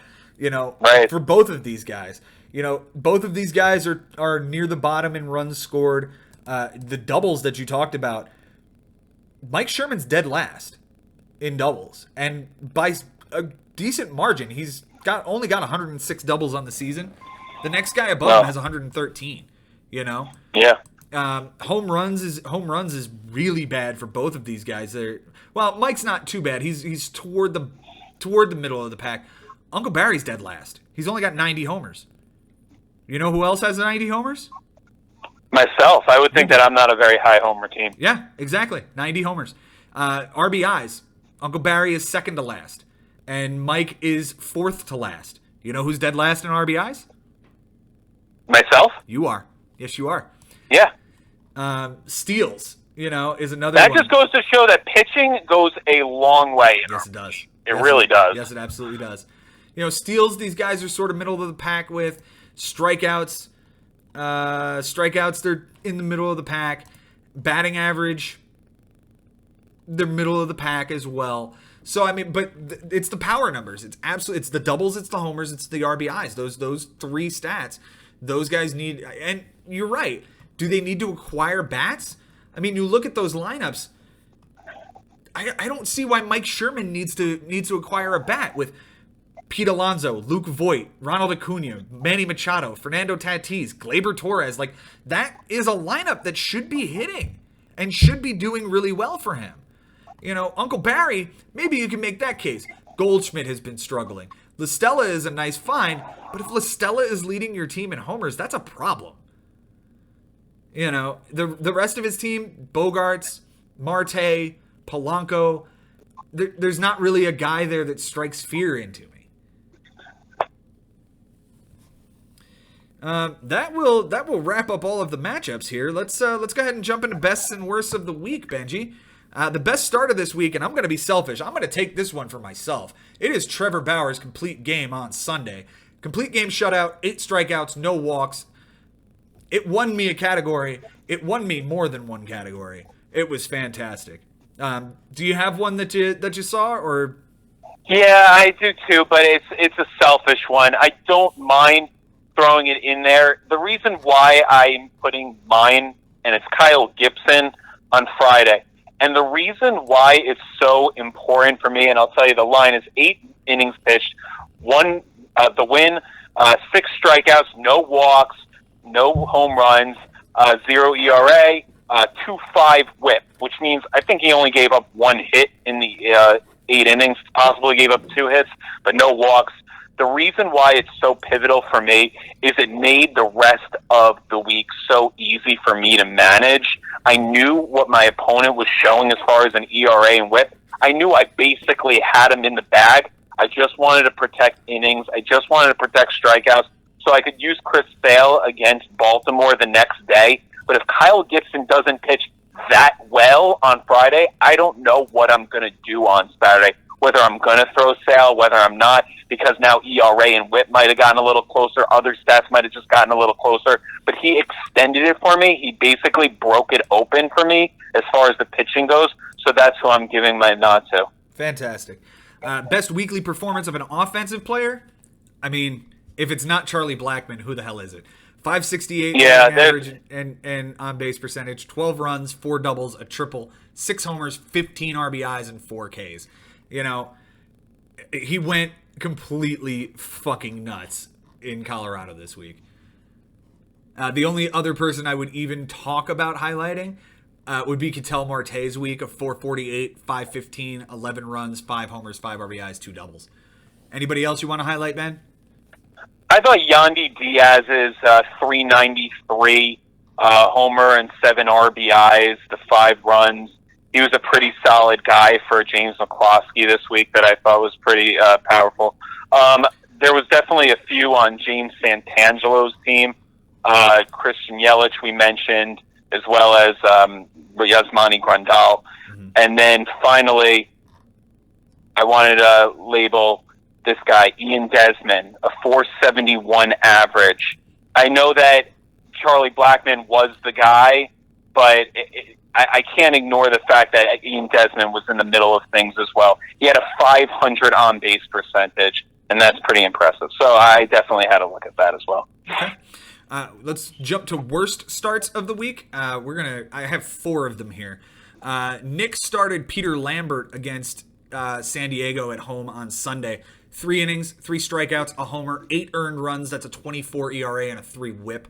Uncle Barry on Saturday started Wade LeBlanc at Oakland, 2 2/3, a strikeout, a homer, 6 earned, 20.25 ERA and a 3 WHIP.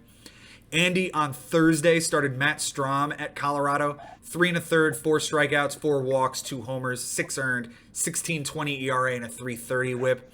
And Chris on Sunday started Odrisamer Despaigne against the Yankees, 4 1/3, 4 strikeouts, 4 walks, 7 earned, 14.54 ERA and a 3 WHIP.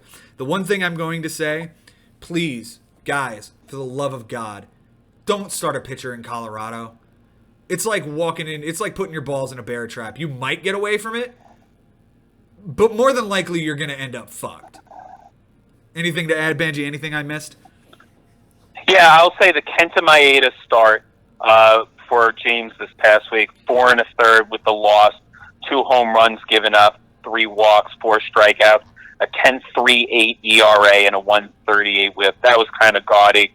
Didn't matter that much as James did throw to a 2.14 ERA and a 1.11 WHIP. He won those categories anyway. He won the loss category. It didn't matter that much but it was just a tough start that I noticed. Before we wrap it up, I did want to talk about a couple of things, specifically 2 or 3 managers that we didn't get to talk enough about. Okay. One was Bobby. Bobby, he's dropped a couple of steps. He's run into some tough opponents lately, but he's just such a dangerous team, I think, when it comes to offense. And I don't know. It's certainly possible that he might start trending down, but it's only because his pitching, he's throwing to a 4.51 ERA all day. That's concerning me a lot. The batting average, however, he's not as, it's a 245 average. It's a 330 on base. It's concerning. You definitely want to see that go up. That's definitely on the bottom part, but he's managing to, get the wins that he needs to get just to stay in there. And he had some good ones early in the season. So I don't know where you stand on Bobby right now, but that's somebody that I was kind of curious because we didn't get a chance to really talk about him. Sure. Bobby's lost 3 of his last 4 matchups after a 3-game winning streak and a pretty solid 3-game winning streak of 16-5, 13-6, 13-3, and then losing the last 3 of his last 4. He has a soft spot in his schedule right now where he faces Josh Haber, Frank, and Nick in 3 of the next 4 weeks. So if Bobby's going to get right and get himself into the playoffs, this is an opportunity to jump up in there and get to it. I think the thing about Bobby, though, is he lost Noah Syndergaard. And sometimes in baseball, and especially fantasy baseball, as I have some guy blowing leaves off of a sidewalk right outside my apartment, sometimes it's the trades you don't make. And Bobby and I were pretty intensely talking about a deal that would have sent me Noah Syndergaard, and you know what? I'm gonna pause here real quick until this dude leaves because I'm gonna get drowned out here. Hang on a second. Okay, sorry about that. I didn't want to talk over a leaf blower that was literally right outside my apartment. I was talking about Bobby's. Sometimes it's the trade you don't make that ends up making your season. And Bobby and I were intensely talking about a trade that would have, we were trying to negotiate a deal that would have sent me Noah Syndergaard and Roberto Osuna. And we were going back and forth quite a bit. A lot of guys were being talked about, but at the end of the day, we couldn't see eye to eye. If Bobby makes that deal, then he doesn't lose Syndergaard here for this injury. And again, they say it's only going to be one start, but I don't know, man. We talked about this last week. You know what the Mets. You know what that means with the Mets. Yeah. I mean, wasn't it last year or the year before? They're like, oh, he's just got, like a strained back. He'll be back next start. And it was a torn lat and he lost the season. Like, this is the Mets. They are notorious for fucking up some of these guys when they're injured. Again, Bobby's got a kind of a soft underbelly to his schedule right now with Josh and Frank and Nick, 3 of his next 4 weeks. And then to end his season, it's Jason Ashby, Ari, Mike Sherman, and Uncle Barry. Some of those teams could be in contention. Some of those teams could be out of contention by this point. But that's not the worst last 4 weeks to go up against. No. So I think Bobby's got, he's got some work to do. That's no secret. But I think he's gonna be okay, and I could see him definitely sneaking into the playoffs here. Well, he's 7-3 in runs, 5-4 in doubles, 6-5 in home runs, 7-4 in RBIs, 3-8 in stolen bases, 9-2 in walks. That's the big one. 5-5 in strikeouts, 8-2 in errors. That leads the league. He's the best, 8-2 in 1. 5-6 in average, 6-5 in on base. Kind of pedestrian, a couple over 500, but it seems like everyone is kind of competing against him. So we'll see what happens in the last 11 weeks. He finally cut ties with Jed Lowry. I thought that was a good decision in the right direction. He cut ties from Brandon Nimmo a while ago. That was a step in the right direction. He's doing well cutting ties with these Mets that he should never have had in the first place. So maybe that helps him a little bit. I am concerned about the streak that he's on. I am concerned about the schedule that he has in front of him. He plays everybody the week after I play them, so he's okay. It seems like for the next couple of weeks he does have Jimmy Dunlap in the middle of all that. He's got James Santangelo in the middle of all that. But these next 6 weeks or so, I think he needs to win 4 out of them, Joe, because if he wins only 500 where all of these other teams underneath him are getting lopsided wins, all of a sudden they're going to be neck and neck. Yeah, absolutely. Absolutely. You nailed it on the head as far as the 500 is concerned, because he's got 3 teams toward the bottom of the standings and 3 teams either in the middle or at the top, right? He's got Frank, Nick, and Josh Haber, 3 of the next 4. But in 3 of the next 6, he's got Jimmy Dunlap, you, and James Santangelo. So, and then right after that 6-week stretch, he's got me. So he definitely has to win. It's you, and it's Jason, and it's Ari, and it's Mike Haber. So it gets tough. It does get rough, but it's definitely doable. It's definitely negotiable or navigable, and I think he can make the playoffs here.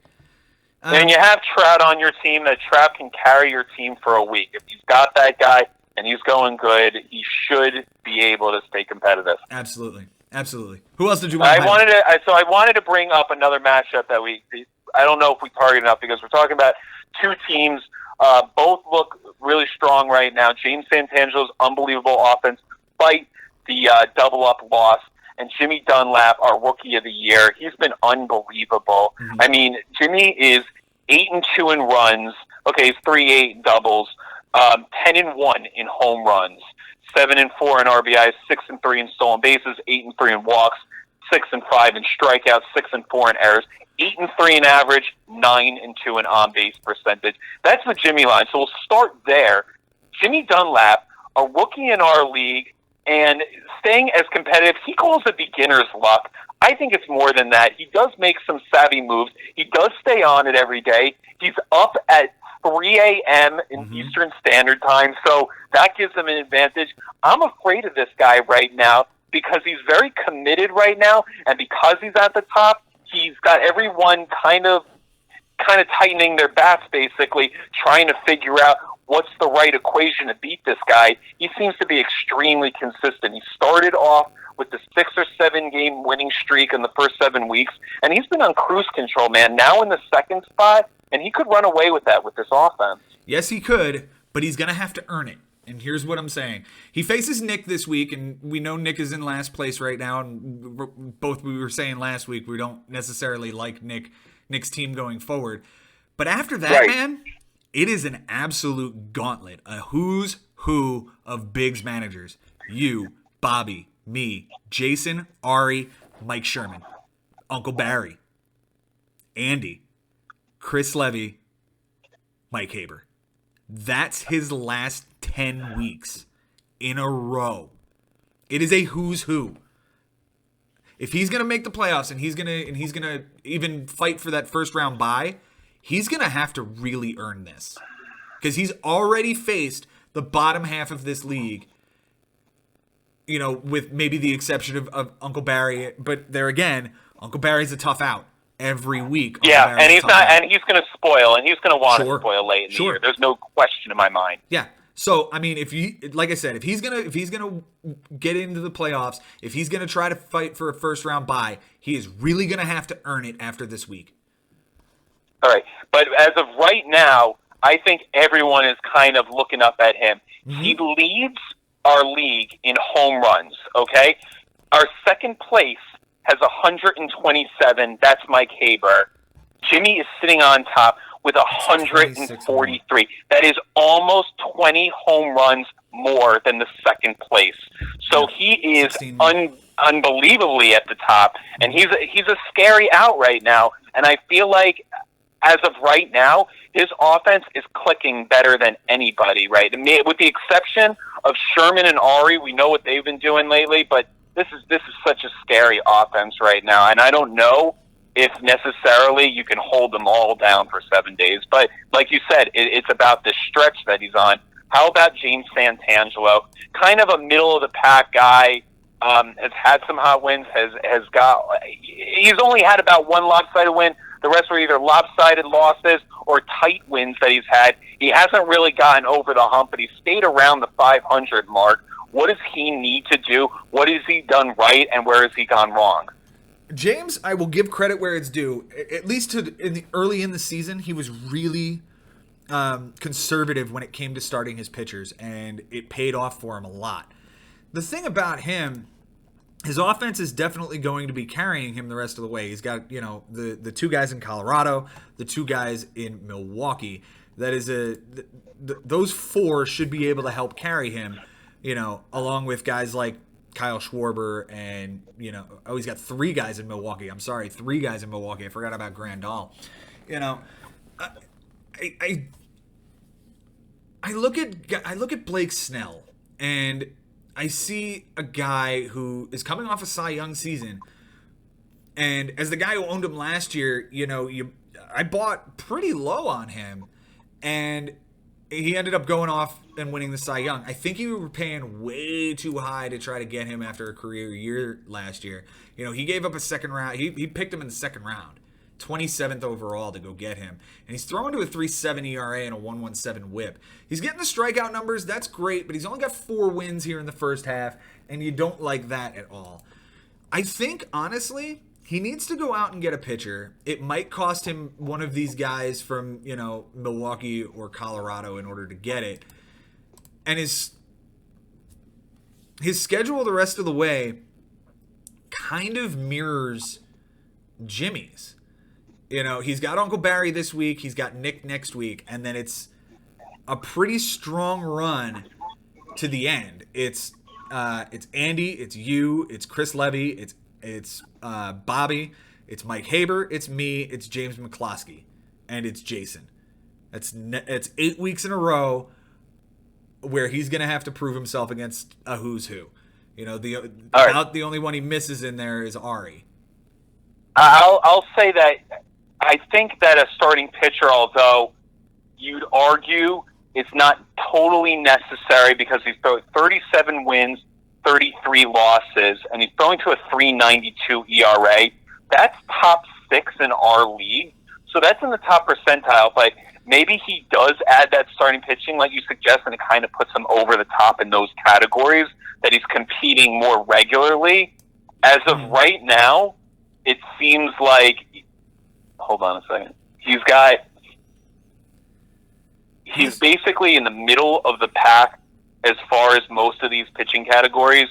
He's had a tough time with the innings pitched. He's 3-8. He's 1-6 in wins. He's 3-6 in losses.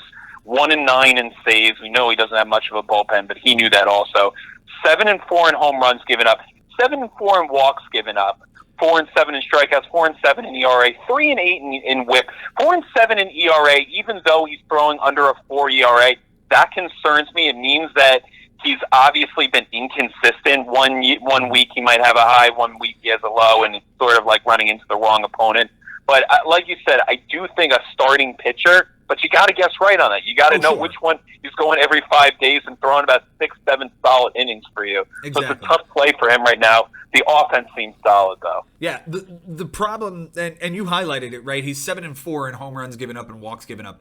Well, that's exactly in line with what he does, right? If he doesn't throw very many innings, you would assume that he's not giving up very many homers and walks. So, right, he's kind of sacrificing 1, 2, 4, 5 categories to win 2, and that's not what you want to be doing. No, especially because he's not winning the losses case. 3-6 and 2 in losses. Yeah.